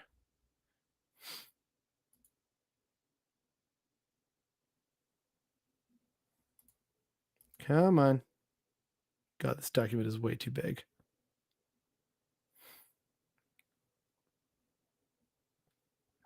Okay, there we go. All right. That's one. And hey, come on. Give me the other one. So we got a few videos here. And in my opinion, they're pretty great. So this one, if it'll let me share the screen. I'm a Marxist-Leninist hooliganist. Nice. Oh, well, hey, you would hear about these dystopian stories more, but the Platinum Jubilee is far more important, didn't you know? I have made so many monarchists upset with that video. I love it. Their tears sustain me, unlike the husk that is the queen. All right. Now let's actually share. Yeah, all right. So this is objectively hilarious. A really ill-informed and borderline racist lady in Britain on a morning show had this guest on, hoping to basically kind of corroborate the idea of like, yeah, illegals shouldn't be coming here and we should absolutely send them back. And this lady, just in very perfectly British politeness, pushed back at every opportunity she had, which caused the host to go into panic mode. It's just great. It's absolutely great. Again, I mean, I think it does need a radical solution, because the numbers we've seen across the channel, I think, have been off the scale and incredibly dangerous. Just to clarify one point, I'm not saying that people crossing the channel isn't a problem. Of course it is, because it's a dangerous route. But the increase It's also in illegal. It's not actually illegal, Julia, to claim asylum here and to come by an unusual. Sorry, move like that. I can't arrive in this country without a passport, and I'm British. Like You could if you were claiming asylum. So that is actually a myth that's been. But you know, under the propounded Dublin by- Convention, although not international law, the Dublin Convention says if you're coming from a safe country, you should need to stay in that safe country and claim asylum. It doesn't. That's actually wrong in law, and I'm telling you this as someone with legal expertise. That's not what the Dublin Convention says. It says that states have the right to try and return somebody to a country they've passed through. There's no obligation on someone to claim asylum in any country other than a country where they feel safe, and that's a right that is Where safe they feel. by- Hold on a minute. So how many was it? What have we got? Almost 7 billion people on the planet, and anyone at any time can just say, I don't feel safe here. Whether it's Ethiopia or Sudan or Libya or I don't know, the Bahamas. I don't feel safe here. I want to come to Britain, and they have a right. I mean, you've got to understand why people listening to this think that's absurd. That's not what I'm saying there. You're mischaracterising me there, Julia. People have a right to claim asylum. Of course, then the UK government will process their asylum claim. And that's a really tough process where not all of those that may have claims will have them accepted. Yeah. So it's not a free-for-all at all. But of course, the right to find safety has to be a personal one because people flee for all sorts of reasons. So yeah, I love that. And you just see like all of a sudden it's like, wait, panic mode, let me grasp at straws. And this lady in Brighton has to keep gently pushing back against it. Oh, I absolutely love it. I mean, it's frustrating, but it's just like it's great to see pushing back. It's like, oh, whoops, we accidentally invited a guest onto this program that knows what she's talking about. Whoopsie doo. Uh-oh. My bad. London destroyed with facts and logic. Yes. If only, no, I shouldn't say London should be destroyed outright. I got some comrades there, but if only the financial system in London could be destroyed, because behind New York, it's the second largest financial sector in the world. So, if we want to change the world for the better, it's got to be on our list. But yeah, just like what, I can't even come to Britain. I'm British, but I can't come in here without a passport. Yeah, ma'am, because you're a national and you're not trying to claim asylum. like it's so ridiculous. She kept trying to interrupt her, trying to wait, well, what about this? What about this? And the lady just come and said, well, Julia, it's actually this and this and this. God bless. So people should be able to go wherever they wish without the hassle of passport and ID. I mean, that is the European free travel zone. So, it's a thing. But again, we have a little more candy. One more bit of candy before we continue down the nightmare dystopia. So at the NRA convention, someone told us that hammers are used to kill more people than guns. So we looked up the stats in front of them. I may have to give these guys a look later on, the good liars, because I think this could be actually extremely funny. Crime committed and more people are killed with hammers every year than guns. Look at the facts. I will look that up. I don't think that's true, actually. That is true. In the United States, though? Yes, sir. That is true. Look it up. It's on. You can Google it. It's true. It's actually true. He's saying So the number true. of murder victims and the weapons used. Okay, number one, handguns, 8,029. Number two, firearms, type not stated, 4,863. Number three, knives or cutting instruments, personal weapons, fists, feet. Then rifles at 455. Then blunt objects, clubs, hammers, 393. The 300, the hammers, that stat is just wrong. Back to your question. Second Amendment is still my right, and it's still important to me. More people and more crime is committed, and more people are killed with hammers every year. Oh my guns. God. And to your question, it's true. You can look it up. Gets absolutely demolished with facts and logics. Okay, well, the Second Amendment is still important to me. Well, then you should have led with that, my guy, instead of trying to lie to yourself and to other people. Absolutely unreal. Of course, he immediately goes back to the Second Amendment. Yeah. Hammers. Me looks down at me, Thor's hammer pendant, face palm. Oh yeah. This is like a QAnon Michael Scott sketch. I need that in my life now. Walmart brand Glenn Beck. No, this is the Glenn Beck you get off of wish.com. Oh, but yeah, like there's just something about that of like being so certain in the whole. Nope, it's true. You can look it up. Okay, we will. Nodding along, looking it up. So you're absolutely wrong. It's like, right, okay. Well, to your question, Second Amendment is important to me. Like, I would love to be inside their minds for just a few minutes to see the incredible feats of mental gymnastics that would put Simone Biles to goddamn shame. I would love that. All right, so let's go a little bit of candy. Now, folks, we got to get back and we got to start running through these. I still got how many more we got here? We got 1, 2, 3, 4, 5, 6, 7, 8, 9, 10, 11, 12, 13, 14, 15, 16, 17. And then if you count the El Salvador story, 18 stories to get through. So it's a bit, but yeah. So back to the nightmare. The U.S. Customs and Border Protection reported 526,000 enforcement actions at the border in 2017. That number has increased to 1.9 million by 2021 and is already at 1.5 million for 2022 in May, by the way. What the fuck are they doing at the border? Biden is worse on immigration than Trump. And we're just going to like that and retweet that. So yeah, the more things change, the more they stay the same. So says Biden, Mr. Nothing will fundamentally change, corn pop. So yeah, unfortunately, that's what we're having to deal with on the southern border. There has been a phenomenal skyrocketing in terms of enforcement actions at the border. So for all the talk of people on the right saying Biden's soft on the border, he objectively isn't. But of course, they aren't even going to know that or pay attention to that because that doesn't fit within their worldview and a narrative that suits Fox News. So whatever, I guess. Oh, and then here in Canada, yesterday's decision by the federal cabinet endorsed higher internet prices and misconduct by the head of the CRTC, the Canadian the Communications Regulations Telecom Corporation or something like that, amounting to a big loss for consumers and competition in general. So even the brand, and I'm going to add this to bookmarks because I'll definitely probably rant about it later at some point.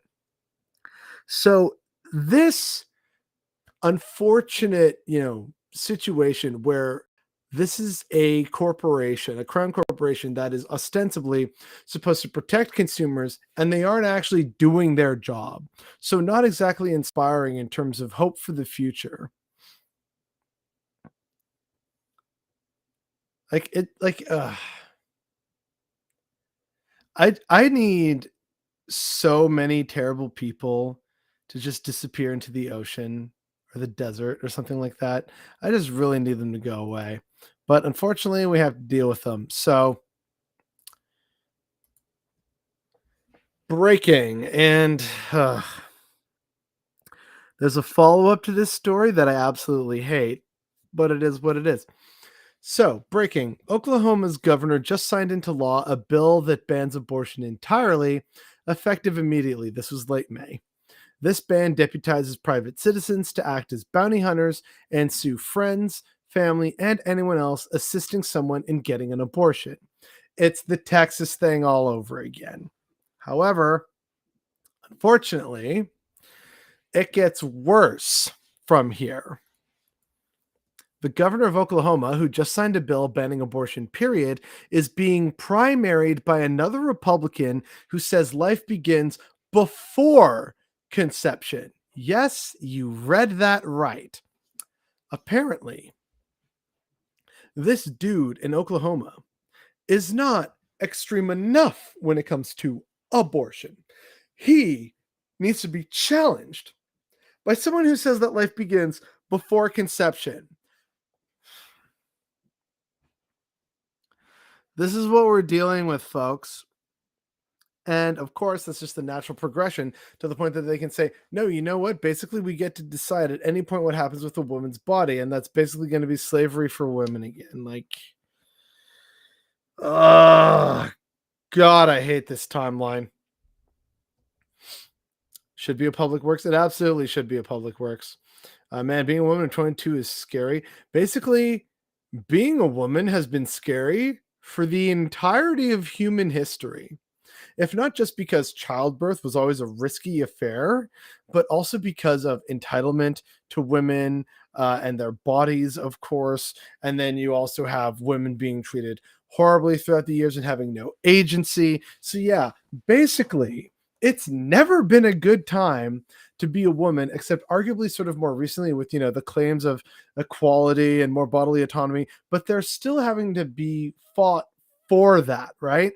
And then there's still all the issues of like rape and sexual assault that unfortunately plague women, especially at a variety of ages, right? Like from when they're very young to teenagers to grown adult women, even elderly women. Like it is such a problem still, and yet unfortunately this arguably is about like the best time it's been likely in the entire history of humanity for women.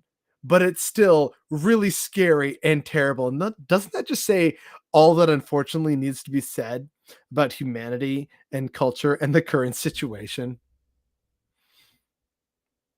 No, not human history, European history.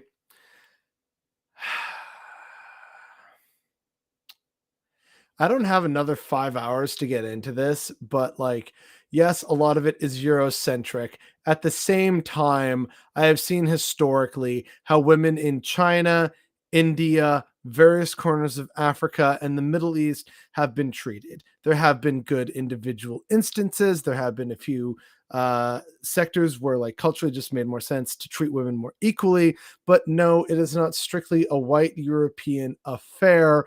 The suffering of women is long documented in broad strokes throughout the entire history of the planet. And again, as I said at the very beginning, if only just because of the riskiness associated with childbirth, but also for a great many other reasons, unfortunately.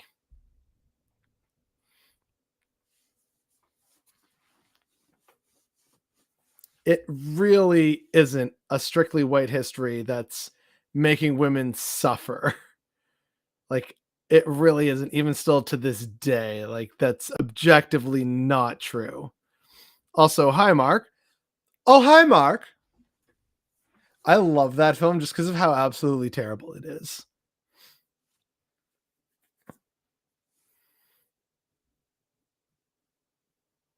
In the West, sure, but in most indigenous societies, women had it about as good as men.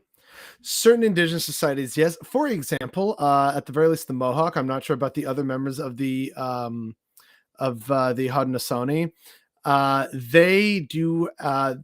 Their lineage is traced matrilineally as opposed to patrilineally, and so they very much respect their matriarchs. And I know for sure, at least the Mohawk are led by matriarchs. So like there are instances and indigenous cultures in the Americas definitely had it better, but at the same time it depends which indigenous culture you're talking about. There were still stratified roles for men and women with the Aztecs, the Maya, and of course the Inca.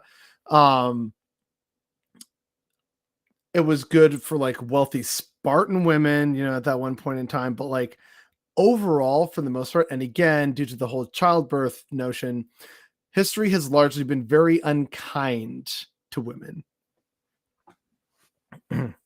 Female circumcision is still a thing in 2022. Can at the very least acknowledge that this affects more than just women. I mean, yeah, okay. So, yes, sorry. I am still learning about this stuff. But basically, like it doesn't just affect women, it affects the LGBTQ community that has historically existed and been persecuted. It affects I forget if the proper term is like people or persons with vaginas and well, intersex people as well. So it's Hawaiian, I'm not sure. Ask Silver Spook. Silver Spook would know just about everything, all things Hawaiian. The Hazda, Sixka, Wendat, and others also spring immediately to mind. I didn't know that about the Wendat. That's interesting. Okay. Woke AF is saying yes, in fact it is. Like, no, it absolutely isn't. I already just even pointed out several examples. The practice of sati in India, Chinese foot binding in China. You're talking a white feminist POV on history. No, I'm talking my own learned experience on history because I am an amateur history buff and I've read all this stuff from a variety of sources from around the world. I grew up exposed to various cultures, including Indian culture. I'm by no means an expert on that, but yeah, I'm aware that it's also not been great for women in India. Like, what are you actually on? This isn't about white history. This is just unfortunately broad strokes, the suffering of, like, for the most part, women throughout history. Like, that's just an objective fact.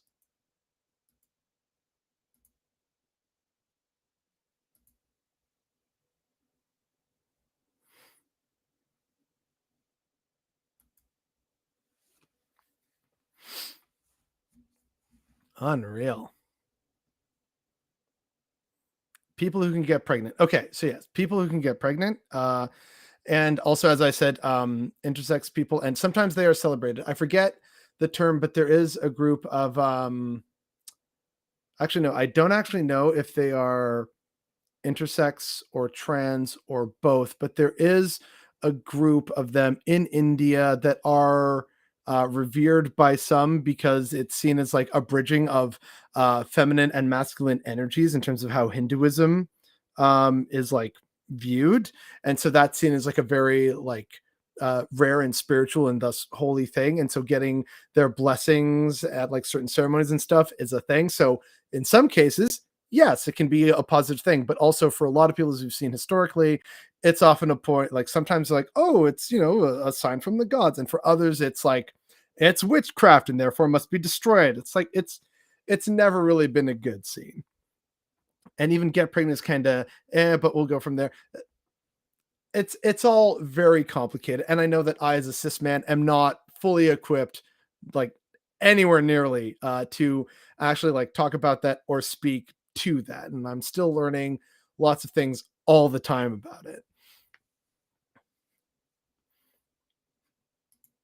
And like, yeah, like his history is not always just a straight linear line, right? Like it can go, there are moments where it's very progressive and then it goes up and down, right? So like, sure, it was like, for example, in terms of being Jewish in Europe, it was half decent to be Jewish in Poland for a while because they were one of the few places that were accepting Jews in the wake of the Black Death, because Jews were being blamed for the Black Death in much of Europe.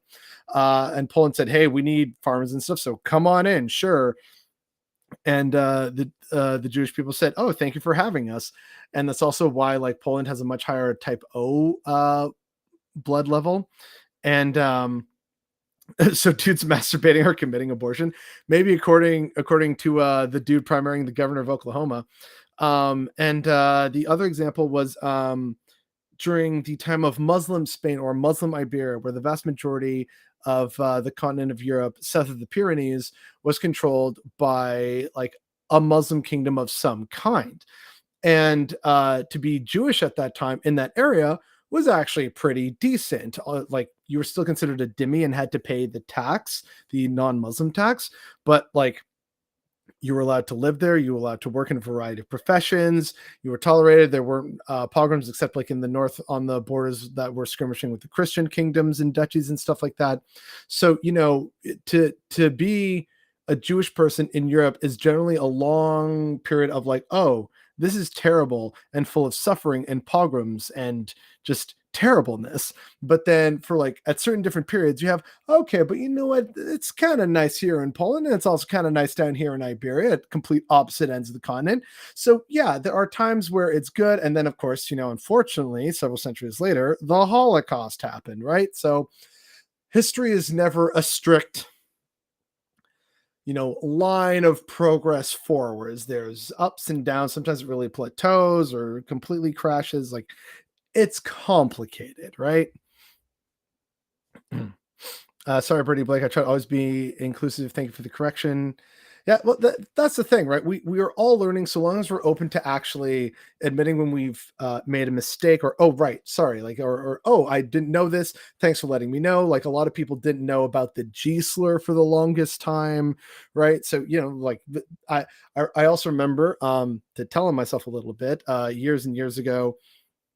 I was with some friends. We were all just like playing video games, and one of their friends said, because he was like texting someone, he said, "Hey, what's the term for someone who has like both male and female genitalia?" And me thinking of like the old terms, I said, "Oh, it's a hermaphrodite." And my friend just gently corrected me, saying, "Oh, actually, you shouldn't really use that word anymore. The proper and more like medically accepted term is intersex." And I was like, "Oh, okay." And so I've been using intersex ever since, right? So like, a lot of people don't know, and so you're just like, oh, hey, actually it's this. And so long as you're open to it, you can say, oh, okay, now I know. And knowing is half the battle, and you just kind of add it to your vocabulary, and you go on.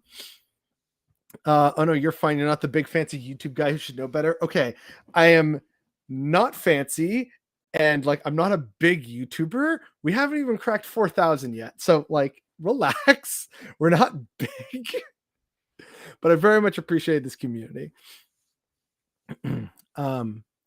Yeah, so we should probably move on from this terrible story onto the other stories, because it's already nearly 9:30, nearly streaming for 2 straight hours. Good Lord. Oh yeah, all right. So the other day, the Supreme Court of the US decided in a 6-3 vote that evidence of innocence is not enough to have a guilty verdict overturned for a person who is convicted of a crime, even if they were sentenced to death. So I have some fucking feelings about this, let me tell y'all. The unfortunate reality is that this is just par for the course for trying to keep more people in jail to, satisfy the needs of it being a slave-based economy, right? It's just slavery with extra steps. If you don't believe me, this is actually the case. So you have this article from The Guardian. The decision means that prisoners will no longer have recourse to federal judges, even when they claim they were wrongfully convicted because their lawyers failed to conduct their cases properly. So even if you are actually innocent, this bars any kind of recourse for you to advocate for that, to say that, hey, you know what? Someone else, my lawyer or someone else's lawyer, absolutely dropped the ball here. This gets rid of that. And so it basically absolutely willingly condemns innocent people to jail, potentially for life, and even worse, death. Like, what the actual fuck is wrong with America? I really don't know. So yeah, that's all the angry reacts in chat. All right there, Mr. Big Shot with over 1,000 subscribers. Okay, look, here's how it works in terms of YouTube. First, you crack 100 subscribers, right? Like that's kind of the first milestone. There's 100 people, and then it's usually by factors of 10. So then you crack 1,000. Great. And then 10,000. You're like, oh, okay, cool. And then at 100,000, you get the silver button. And then at 1,000,000, you get the golden play button. That's basically how it works on YouTube. Those are the standards, right? So, if you are under 10,000, you are a small YouTuber. If you are 10,000 to 100,000, you're like mid-range YouTuber. You're probably trying to, get to that silver play button. And then if you've already achieved the silver play button and you're really good at YouTube and really got picked up by the algorithm, people absolutely love your stuff, then you soar past 1,000,000, or you're on your way to 1,000,000, and then you get that golden play button. That's basically how it works. So I am still very much a baby junior YouTuber here. Imagine having subscribers. I can't even. I literally think about that sometimes. And then also when some people who are like, hey, want to collaborate, or like, some other big account just casually reblogs or likes one of my posts. And I'm like, right. I keep forgetting that these people actually follow me. Okay. Like it is a very surreal feeling. And I talk about this with Lance of the Surfs in what's going to be a future episode of Progressive Profiles. But I have to edit it and a bunch of other episodes.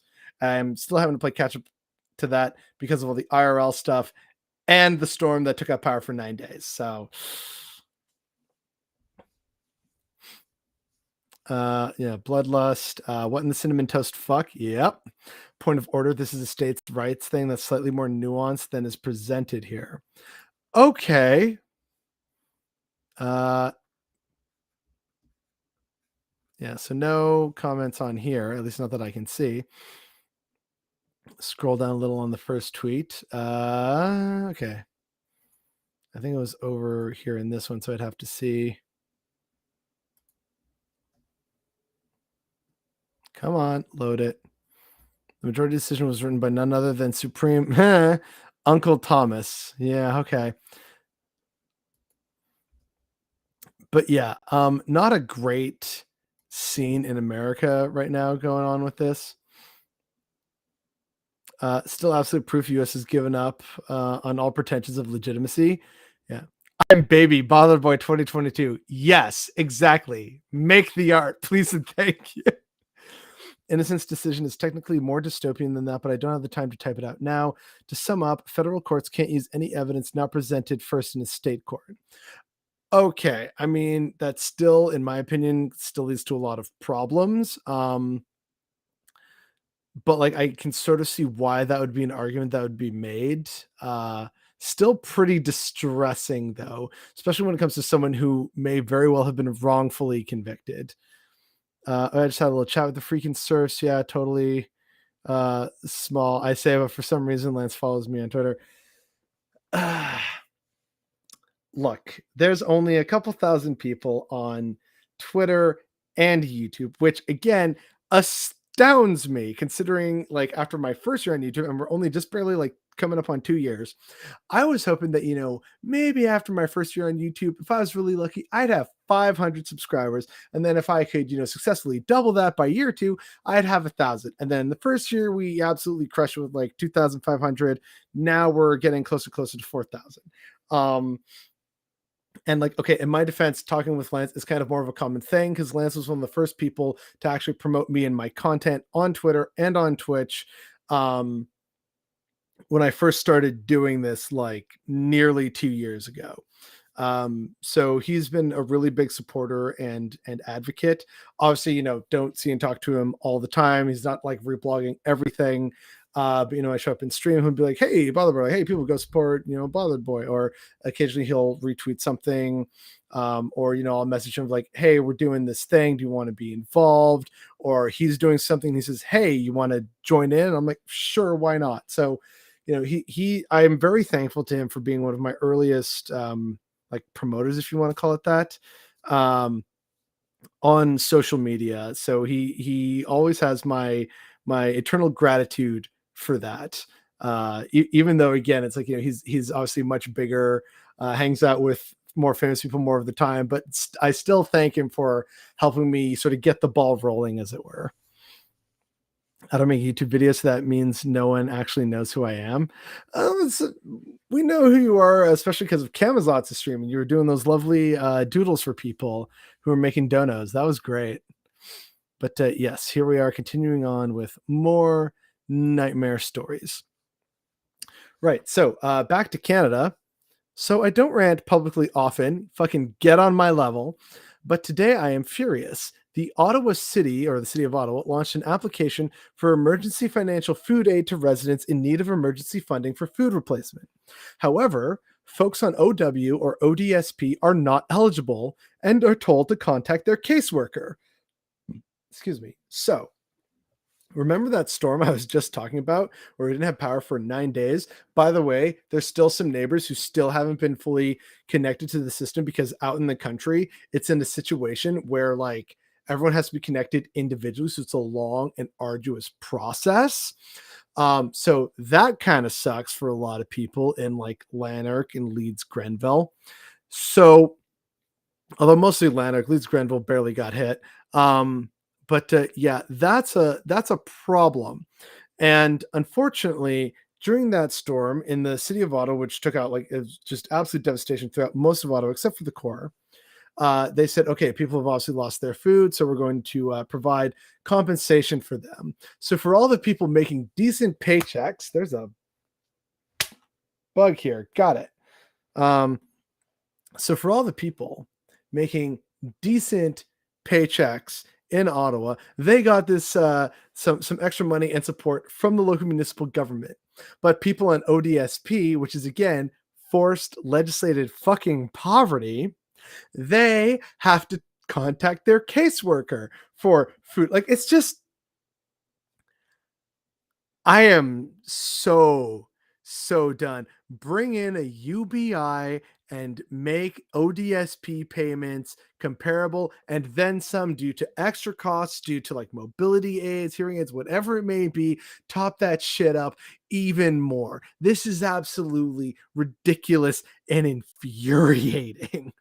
People in Ottawa who I shouldn't say easily. There were plenty of people who, could have easily gone up, but there were also lots of people who lost power, who obviously cannot afford, given current prices, to just go out and buy everything again. So having food assistance, definitely necessary, but they're not going to extend that to people on ODSP. I'm sorry. Were they magical? Were ODSP fridges magically not affected? Like, absolute unreal ghoul shit right here.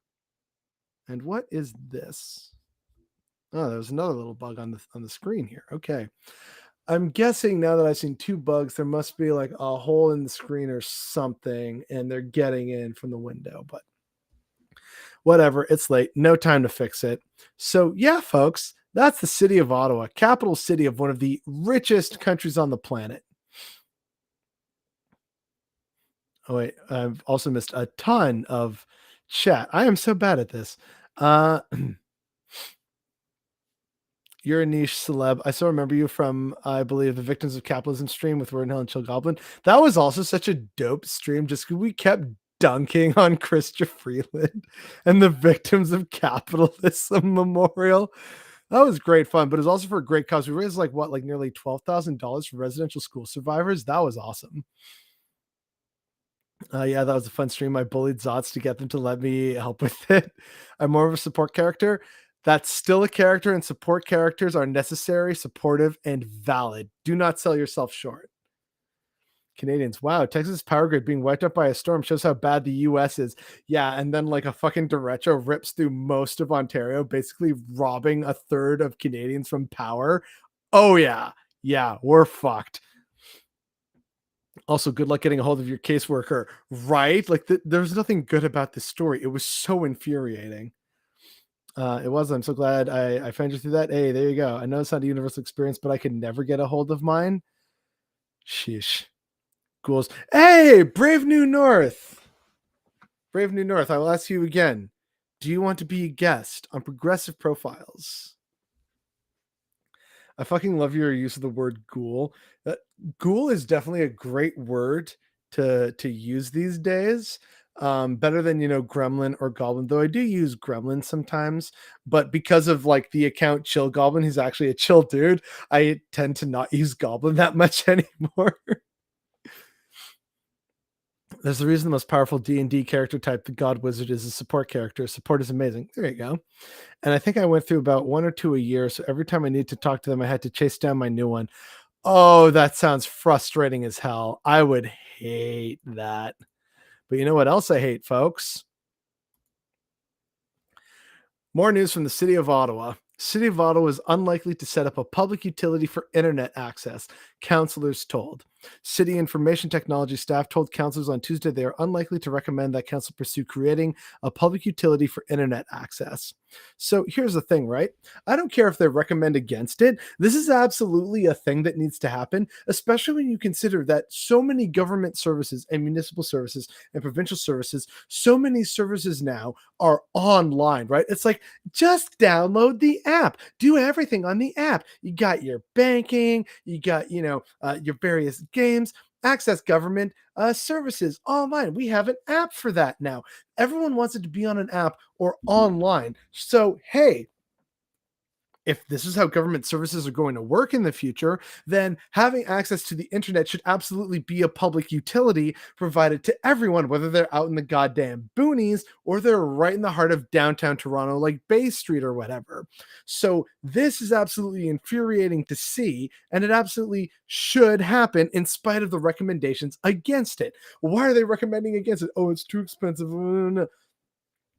Governments exist to provide services. And if we are insisting on making so much of the digital world like reliant on, services now, then we absolutely need to ensure that people have safe and reliable, secure access to the internet to secure and access these same fucking services.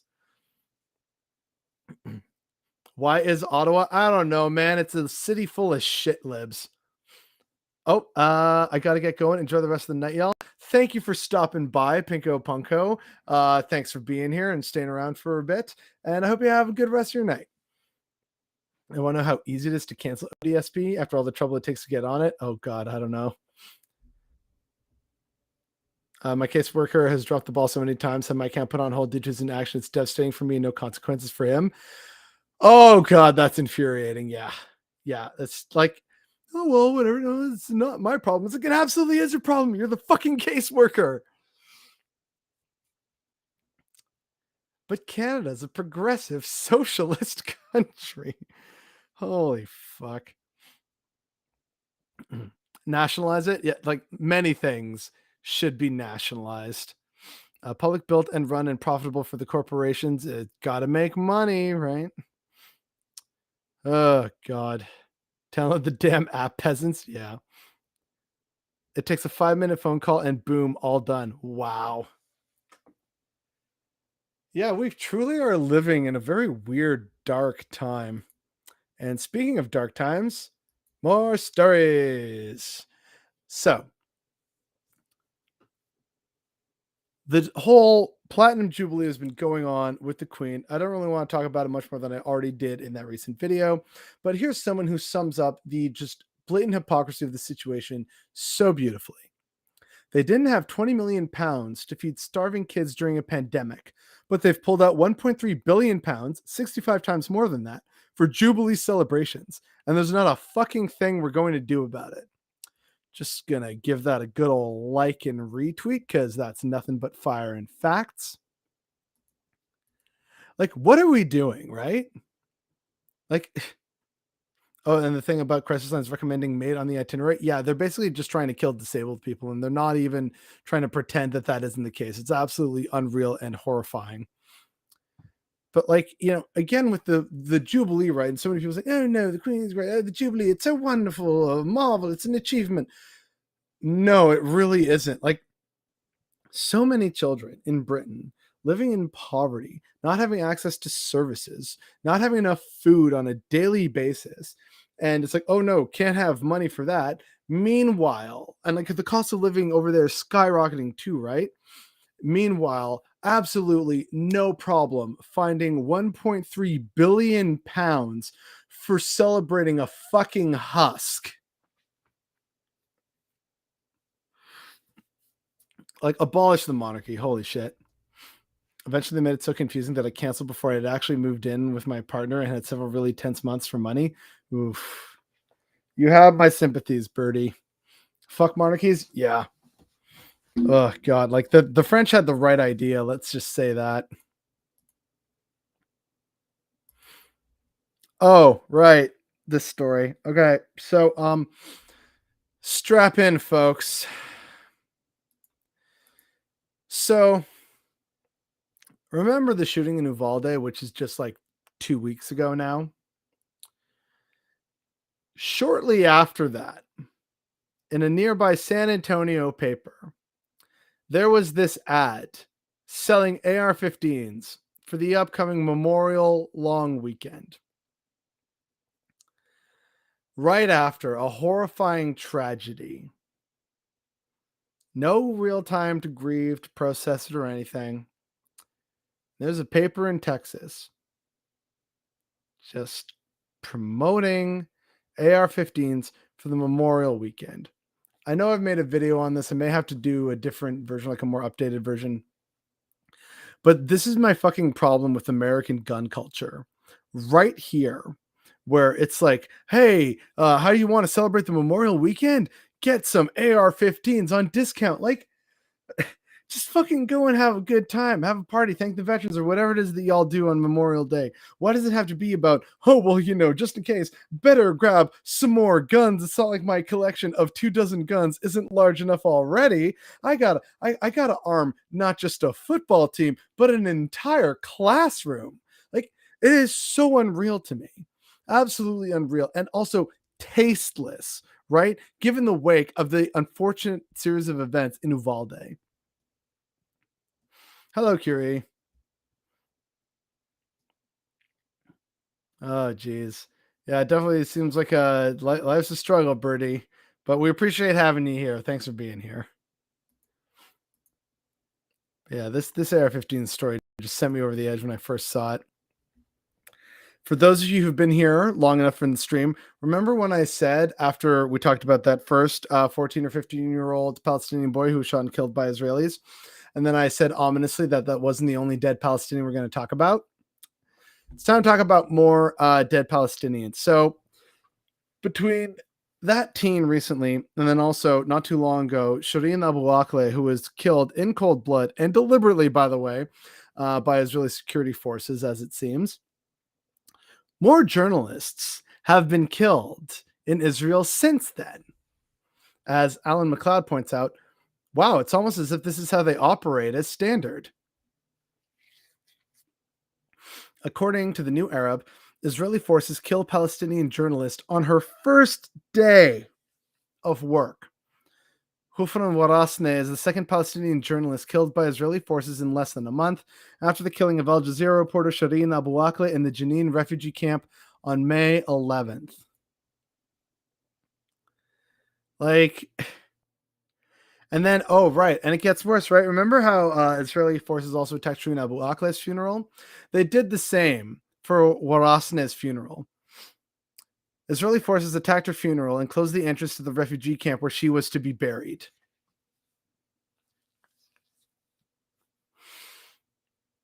How anyone hears stuff like this and still thinks Israel is the good guy here is out to lunch.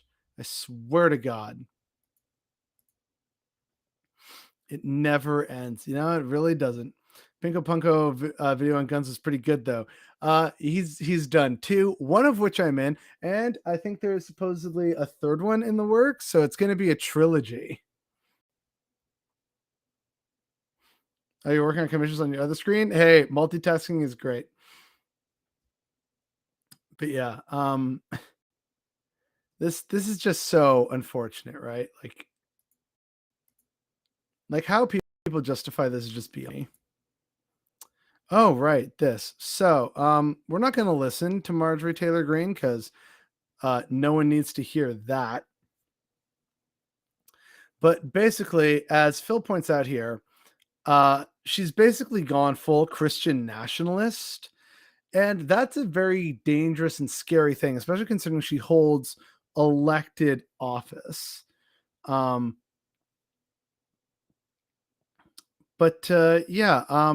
It's a sign of the worsening situation in America.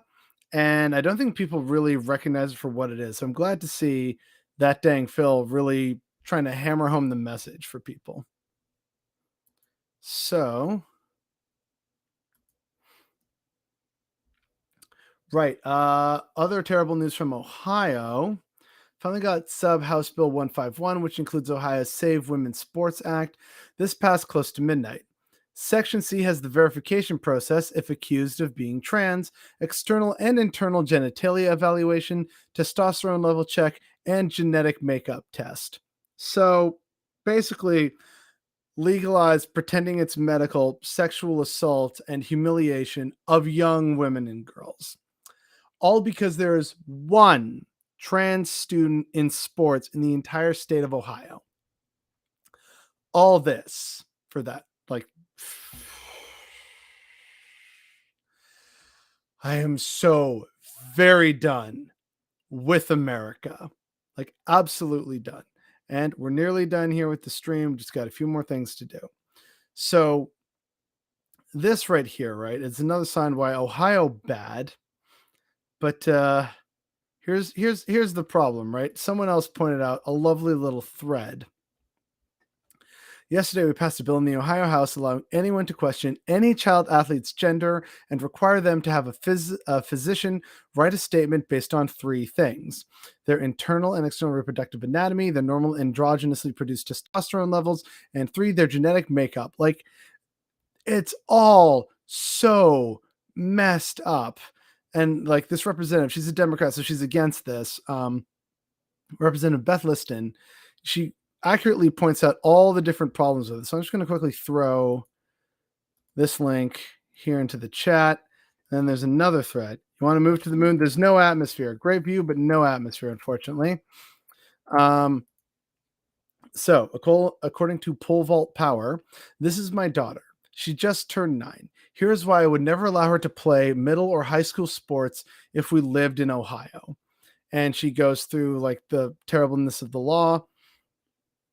So she mentions how, the Ohio Republicans passed that change to the state law that was stuck in at the last minute. So this law allows anyone to dispute the sex of an athlete on a school team. There are no safeguards in place to ensure that this is not used maliciously. Girls who do not look feminine enough, girls of color, girls who are too good are likely to be the biggest targets. But any girl could be targeted. Maybe someone doesn't like her parents, or maybe someone wants to make sure the opposing team doesn't have enough eligible players. So what does a girl have to do to prove she's a girl? First, the physician has to examine the girl's external and internal reproductive anatomy. I have to emphasize this will impact girls as young as 5th or 6th grade, so 10 to 11 years old. I remind you, this is a 9-year-old child, so keep something like this in mind for the horrors to come. Step 1 to proving your correct sex is female. A doctor will need to spread open your labia and examine the size of your clitoris. A clitoris that is too large could be a sign that you are intersex and not female enough for sports. Step 2 to providing your correct sex is female. A doctor will then insert 1 or 2 gloved fingers inside your vagina while pressing against your abdomen with their other hand so they can feel your uterus and ovaries. This will likely be quite painful for these young girls and extremely traumatic. There is no medical reason to do a pelvic exam on girls this young, absent any signs of a problem. This is sexual assault and will traumatize these girls. That is by design. This part of the exam would probably be covered by insurance, depending on how it is billed, but these next 2 steps would likely not be covered for most people. Step 3 to proving your correct sex is female. Your blood will be drawn and your testosterone levels measured. How much testosterone is too much? Unclear. Does having high T give girls an advantage? No, not always, but this bill leaves no room for nuance. Step 4 to proving your correct sex is female. Your blood will also be tested to see if you are XX or XY, except not everyone is XX or XY, and there are XY women who have no advantage in sports because of the nuances of their genetics, but that won't matter here. This bill offers protection from retaliation for people who report an athlete they suspect is not truly female. There is no requirements that they make these reports in good faith. There is no protection for the athlete accused of lying about their sex. Any athlete who suspects they were harmed by an athlete who lied about their sex can sue that school district. If that athlete's parents are unwilling to have their daughter sexually assaulted or cannot afford the testing, the district will have to pay money to the accuser. So from an administrative standpoint, you basically have to require that all female athletes do this testing in order to play interscholastic sports. Otherwise, your district is in danger of having to forfeit games and losing litigation if you don't have this paperwork up front. Interscholastic sports in Ohio will only be accessible to girls whose parents are willing to subject them to sexual assault and very expensive and unnecessary blood work. Congrats to everyone trying to save women's sports from your trans athlete boogeymen. Is winning the most important part of high school sports? Because setting aside the incredible trauma and expense caused by this bill at the end of the day, the message is that winning is what matters the most. That's not the lesson I want my daughter to learn from sports. So, yeah. I'm fucking pissed. This is invasive. It's beyond invasive. It's sexual assault. It's traumatic. It's horrifying. As that lady pointed out, it would absolutely traumatize young girls, again, as young as 10 and 11. Like, what the fuck? All because trans people in sport. Like, again, this was all spurred because of a single trans youth in interscholastic sports in Ohio. And they are using that student as an excuse to allow for like people to be sued and school districts to be sued, to force poverty on families and people, and allow for little girls' bodies to be invaded for no good fucking reason.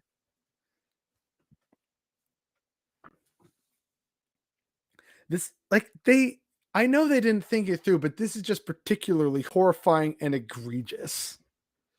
People ask me why my username is pissed off. This explains it. It is an upsetting thread, so be aware. Yes, I probably should have made mention of that more effectively. That's my bad. And also, why didn't it post it to... Oh, did my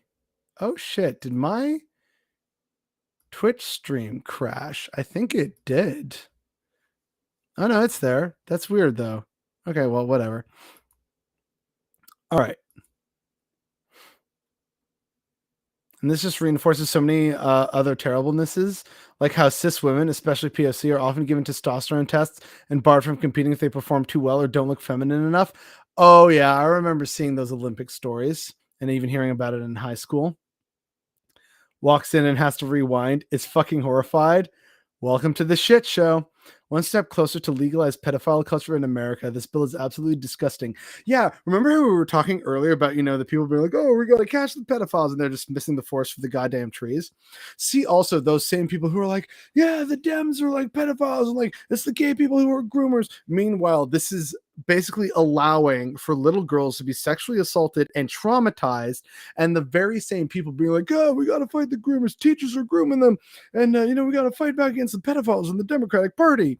They are probably the exact same people crowing for this bill to be passed. So infuriating. We actually have legalized pedophile culture, child marriage. Yeah, it like, again, Nightmare is horrifying. They're slowly just putting all the pieces together for Gilead from Margaret Atwood's Handmaid's Tale. Farts. I almost left just hearing you read this. What's next? Are they going to check if the girls have periods? Probably. Like, don't give them any more terrible ideas. They have enough of them. Ugh. Trying to wrap my head around, like, say, a kid who wouldn't otherwise know they were intersex for their entire life, having this forced on them. Yeah, wouldn't that just be so horrifying? Like, oh God, nothing about this is good. So that's why after this, we need a bit of stream candy, folks. It is time for some much needed stream candy. So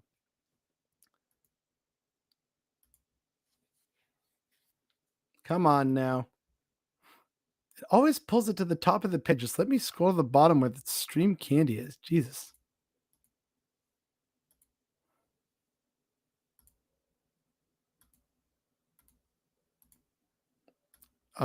Is my internet acting up? Because these are not loading very quickly.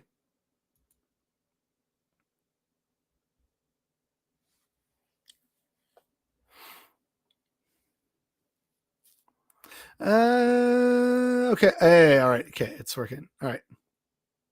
So we got a cool little video. Although this video is slightly controversial.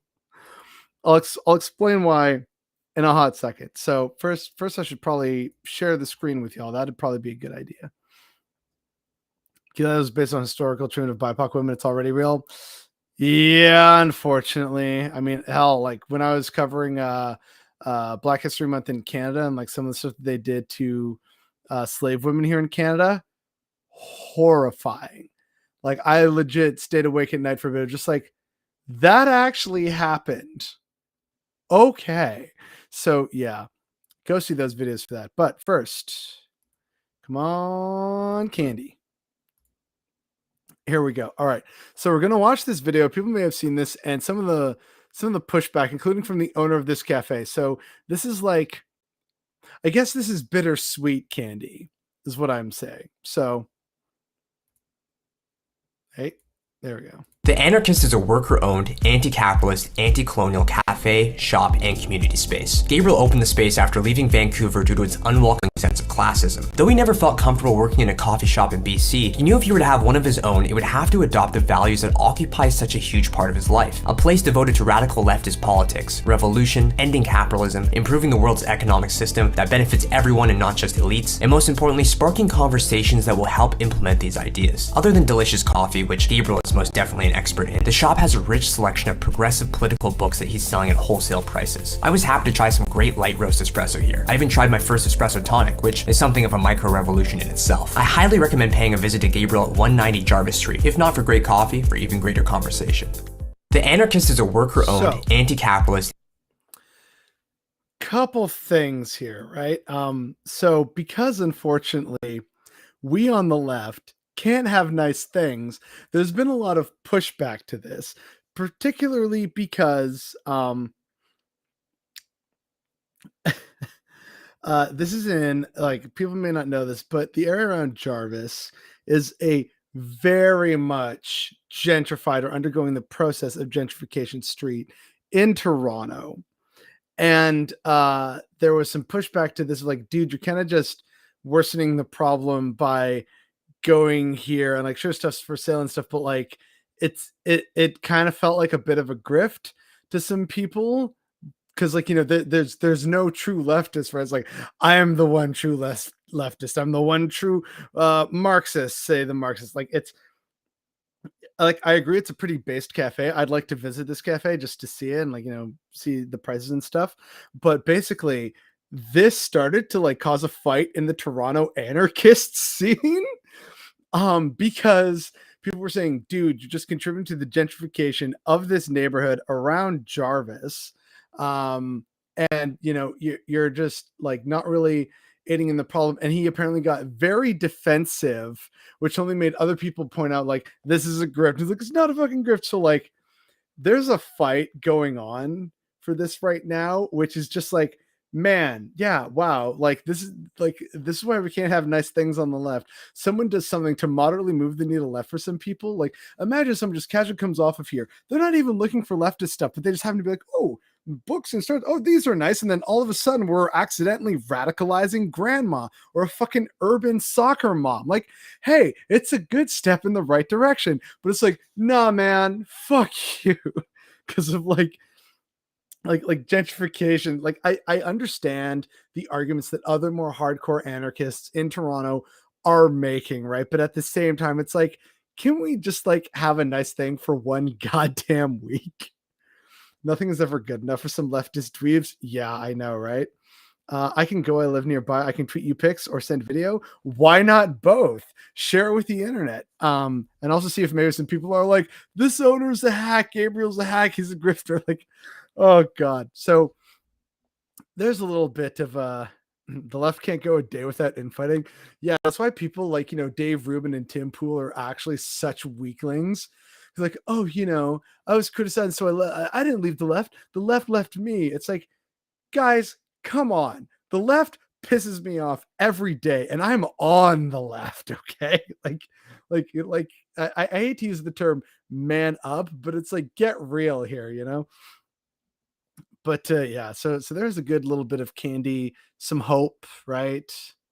So that to me was something good. However, unfortunately, now we have some bad news about cafes. So y'all remember Starbucks, right? And how they've been unionizing? That push is still going on, but of course, Starbucks is getting increasingly desperate in their tactics and their anti-union busting. So Starbucks workers are asking the public to push back on Starbucks' decision to permanently close the store after workers went on strike last month to demand the company fix a broken grease trap. So Starbucks is closing the Union store, saying, "Oh no, you can't have this." But as they point out, the reason Starbucks is giving for closing the store, the grease trap that workers went on strike to demand Starbucks fix last month. This is clear retaliation for Ithaca workers, the first fully unionized Starbucks city in the country. So yeah, I already liked and retweeted it. That's basically what's happening. So they're closing down the store in Ithaca, New York, right after the workers voted to unionize, and they voted to unionize because they didn't fix the problem. And then Starbucks has to claim that because this problem wasn't fixed is why they're shutting down the store. It is so blatantly obvious that they're just trying to shut down the union. And unfortunately, like, unless people really fight back against it, they're likely going to succeed it. So, like, spread the news. Here's all the information. Go find it on Twitter. Like, we got to show some solidarity with our comrades in Ithaca, New York, Bother Brigade.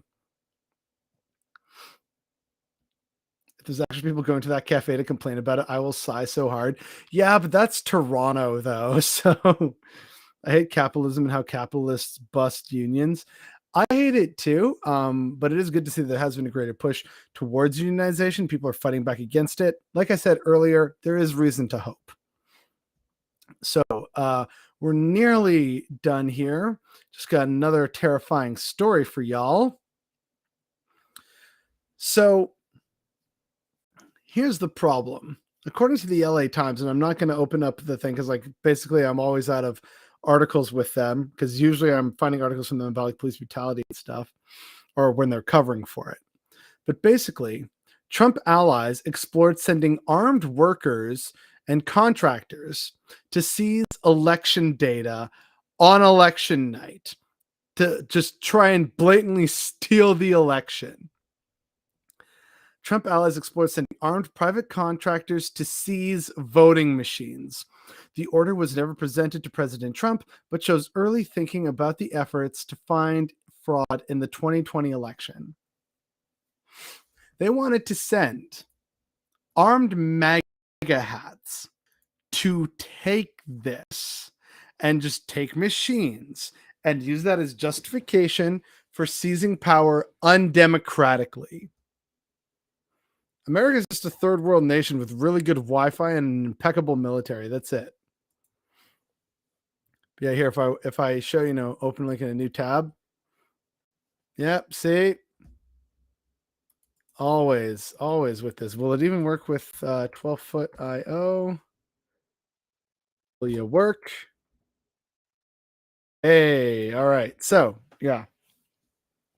Supporters on the fringes of former President Trump's circle explored seeking sweeping authority after the 2020 election to enlist armed private contractors to seize and inspect voting machines and election data with the assistance of U.S. Marshals, according to a draft letter asking the president to grant them permission.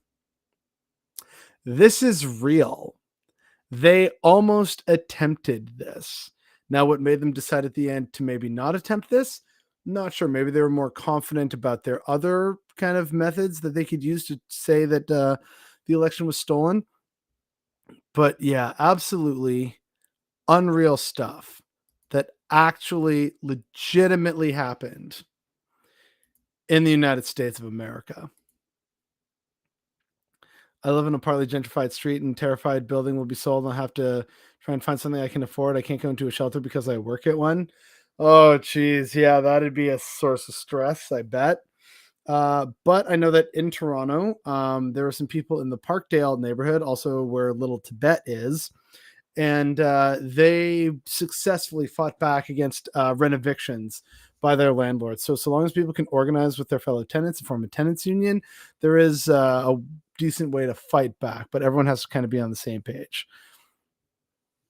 All right, so we are nearing the end, which is good because it's been 2.5 hours of streaming. Hey, come on now. All right. So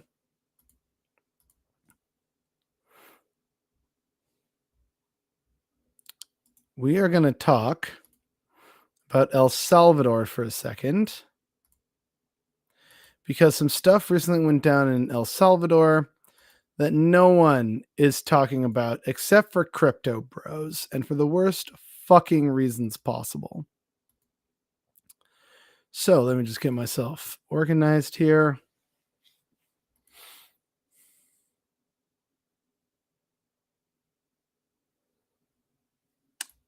This should be here first. And this one.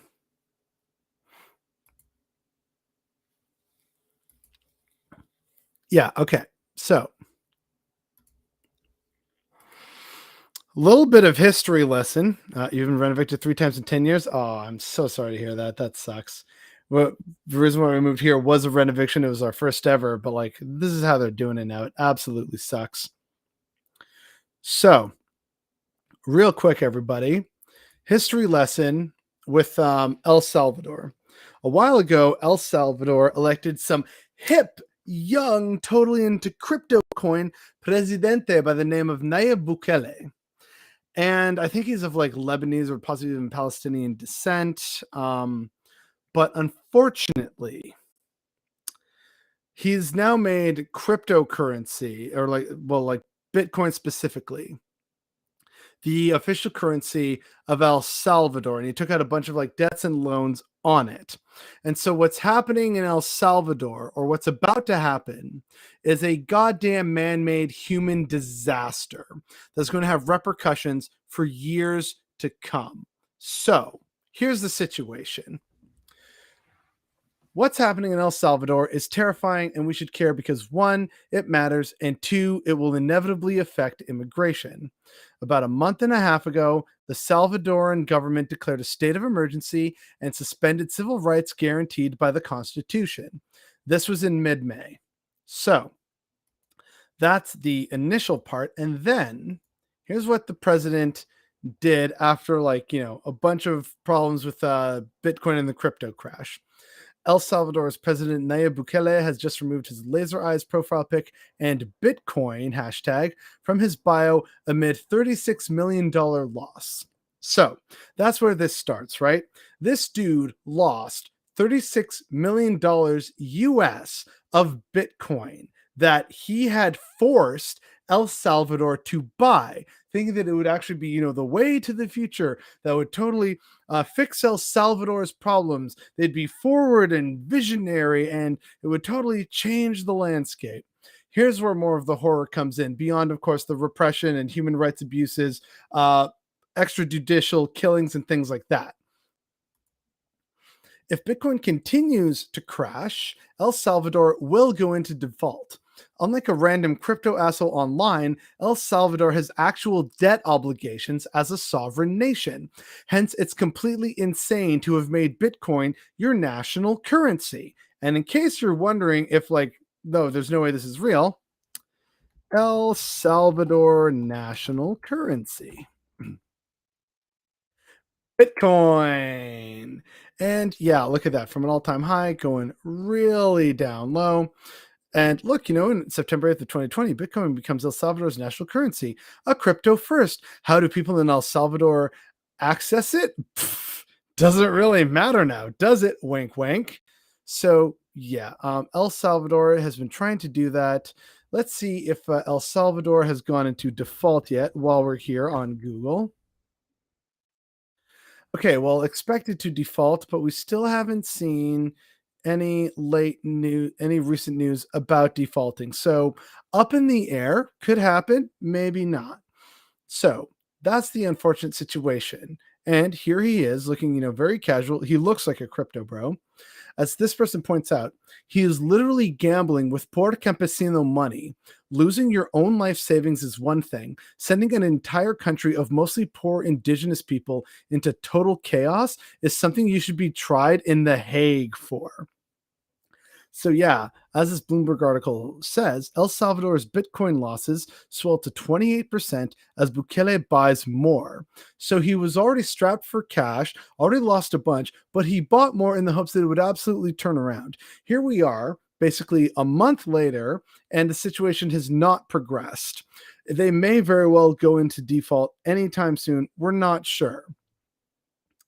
So the other unfortunate aspect of this is this dude, on top of already all these losses, gambling with poor people's money after having made Bitcoin the national currency of El Salvador. He is still embarking on stupid, weird crypto NFT things. They're trying to build a crypto city. El Salvador is on the cusp of default because no one will buy its half-baked Bitcoin bonds, and this is what President Bro is doing. So there he is. That's from his account. And he's saying Bitcoin City coming along beautifully. This is a model of a Bitcoin city that they're going to build in El Salvador along the side of a volcano. And here's the bro selling it to him. Look at this. He's like, landmark and all. Ooh, baby. This is gonna be so hot. Look at all this lovely Bitcoin.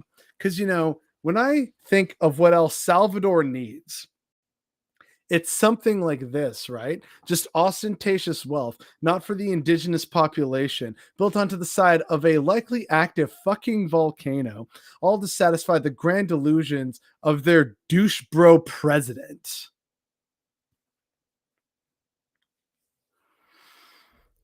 The people of El Salvador deserve so much better than this. Like, look at this. Ooh, wow, cool model. Yeah, great. Build the model, but don't actually think that you're going to get away with this. Like, what? What the actual fuck? Like, all these towers and everything would be more people than there are in all of El Salvador. Like, it's absolutely ridiculous. But here he is, right? Ooh, landmarks and all. Going to be so sexy. How is El Salvador going to build this? Don't ask questions. It's going to come from magically the success of Bitcoin and cryptocurrency. It's going to be a utopia. El Salvador will be the new Hong Kong, the pearl of the Pacific. It's going to be amazing. And he's like, and the airport, look at the simping eyes for the airport. Big, super fancy, modern airport for El Salvador. Because, this is really based in reality. This man on the right is the president of a country with very real people, with very real problems. And here he is going ham for fucking Bitcoin. The dude cannot, the sooner this man is no longer the president of El Salvador, the better off El Salvador will be. Just some absolute unreal crypto ghoul shit. How old is this dude and why did he get elected? It's Central America. It's kind of crazy like this sometimes. And people will be elected because people just get very desperate with the situation and the corruption by establishment parties. So like when an establishment party says that they're reshaping themselves, they bring in someone new or an outsider, they bring them into power, and then they inevitably become a dictator. I forget if it was him or a different one, like the previous president, or maybe it was the president of Honduras, who was basically installed by a U.S. coup. I think I did cover it in an earlier version of the Sunday Summit video, like back in the day. Yes, the crypto experiment was a disaster even before that crash. Yeah, but it's only gotten worse now. What's next? NFTs? Oh, absolutely. NFTs in El Salvador, in the big fancy city that is never going to see the light of day. Just going to assume those debt obligations are largely to repay the cost of colonization, as is normal, that the country has paid those debts several times over, but is still screwed on interest. Likely that, but also El Salvador does take loans from the IMF lately these days just to try and help develop itself. And so that's part of how the Bitcoin scheme was created was, hey, what if we get in on the ground level of this? And so that way we can, pay back the loans, because Bitcoin's a really great investment for the future. And like, it's not, but this is what they did. Is this dude an Elon simp? Maybe. I don't know. What? US has shit internet. Okay, yeah, I guess the US has shit internet. Crypto crap could displace a lot of El Salvadorians. I think they are just called Salvadorans. I'm not entirely sure though, because I'm not from there. But yeah, this could easily displace a lot of them. But at the same time, like as that person pointed out, forcing migration and stuff. But obviously, people in the rest of El Salvador would just kind of try and fight back against this, though, as they normally do. Oh, hey, we got a bot just gonna block them real quick.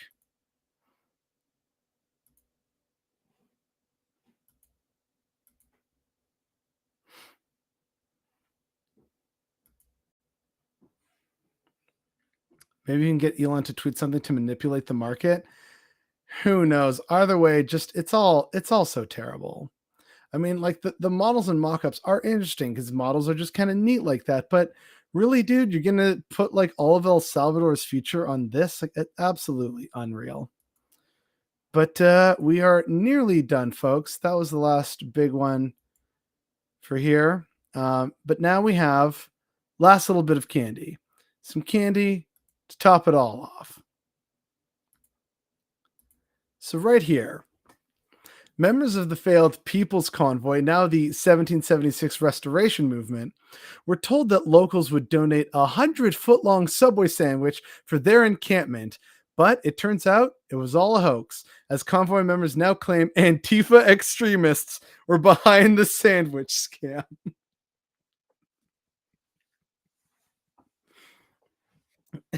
It was them damn Antifers who messed with us and took away our sandwiches.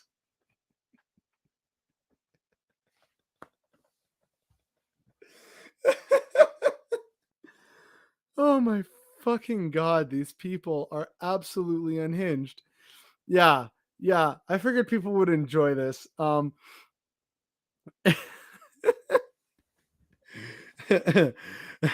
Someone promised me a sandwich and it never came. I blame Antifa. Antifa taking away your rights and your sandwiches. Yep. Freakishly huge sandwich. Yeah. So like I think also someone clearly got it lost in the sauce of translation. I think someone said 100-foot long sandwiches. So like 100 individual sandwiches that were a foot long each, rather than say 100-foot long sandwich. But I guess people thought, oh yeah, this is just gonna be fun. And they just messed with them, so they didn't get food, and then they were all very salty. So while the convoy definitely had freakishly strong success here in Canada, it seems to have not enjoyed nearly as much support and success in the United States, which genuinely surprised me, given, January 6th and how many people are opposed to Biden and, the WEF and like groomers and all this other stuff, right? So the fact that the, Freedom Convoy movement in America has been very piecemeal and terrible and unsuccessful is really interesting. So I'd love to know why they've been so unsuccessful, whether it's because they've been successfully countered or they just really don't know what they're doing. But it makes it all the more terrifying to realize that our fascists are way more organized. So that fucking sucks. But yeah, sandwiches, really, that's hilarious. They blame Antifa for not getting a sandwich. Yeah, I love how it's Antifa extremists were behind the sandwich scam. Because when I think of an extremist, I think of someone pulling a prank as opposed to say someone, rigging up a car bomb, right? Like, absolutely ridiculous. But yeah, I figured everyone could use that chuckle. And I think I'm going to call it here, folks. It's after 10. My throat is starting to get a little sore from all the screaming and shouting and ranting about everything. No, why did the screen camera? What the fuck? No. What? Camera, why? Camera, no. Camera, you. Ugh. Wow. Unreal. Okay. All right, we're back. Finally. All right, there we go. Can I just point out, nothing like pointing to Antifa behind your hardships to announce that you, at the very least, look fash. Yeah. But again, folks, I think on this lovely individual note, we're going to wrap things up here. Thank you all for being here. I saw that, like, basically from shortly after we started, it basically almost never dropped below 20 people. So thank you all for being here and getting through, again, some very tough, very difficult, very disturbing content. I know that's not easy for a lot of people. It certainly wasn't easy for me either. But we broke it up with some lovely stream candy, little bits of optimism and hope where appropriate, and we learned a lot more about like the nightmare dystopias. But at the same time, I feel like we had some laughs in the chat. People were being supportive of each other, sharing their stories, commiserating, celebrating, supporting each other. It's just a reminder again of what I said earlier on in the stream, that when times are tough, people, get closer to each other, closer with our friends, our families, our neighbors, with our communities. That's the human instinct. And I think that is still so wonderful to see. And it's a reminder that there's still good people out here that are doing good work, trying to fight the good fight, and also supporting their comrades and friends, whether they're, on the other side of the planet or just, a few blocks down the road. It's a reminder that this planet is worth fighting for. So thank you all for being incredibly awesome. Thank you all for being here through thick and thin. I hope everyone had a good weekend. I hope everyone has a great week. Thank you once again for tuning in. And again, if any people are new here, feel free to like and subscribe. And also, go follow me on Twitch. This is also streaming on Twitch. And, if you also like some of what you see, you get some extra bits over on Patreon, which is like usually available on the channel that I have, like if you go to the channel page. So yeah, before I continue to ramble, because it's late and I'm tired, thank you all. I love and appreciate you all. This was hopefully as much fun for you as it was for me, and hopefully I'll see everyone again next Monday. So good night, sleep tight, don't let the fascists bite because they're diseased, and have a great night, everyone.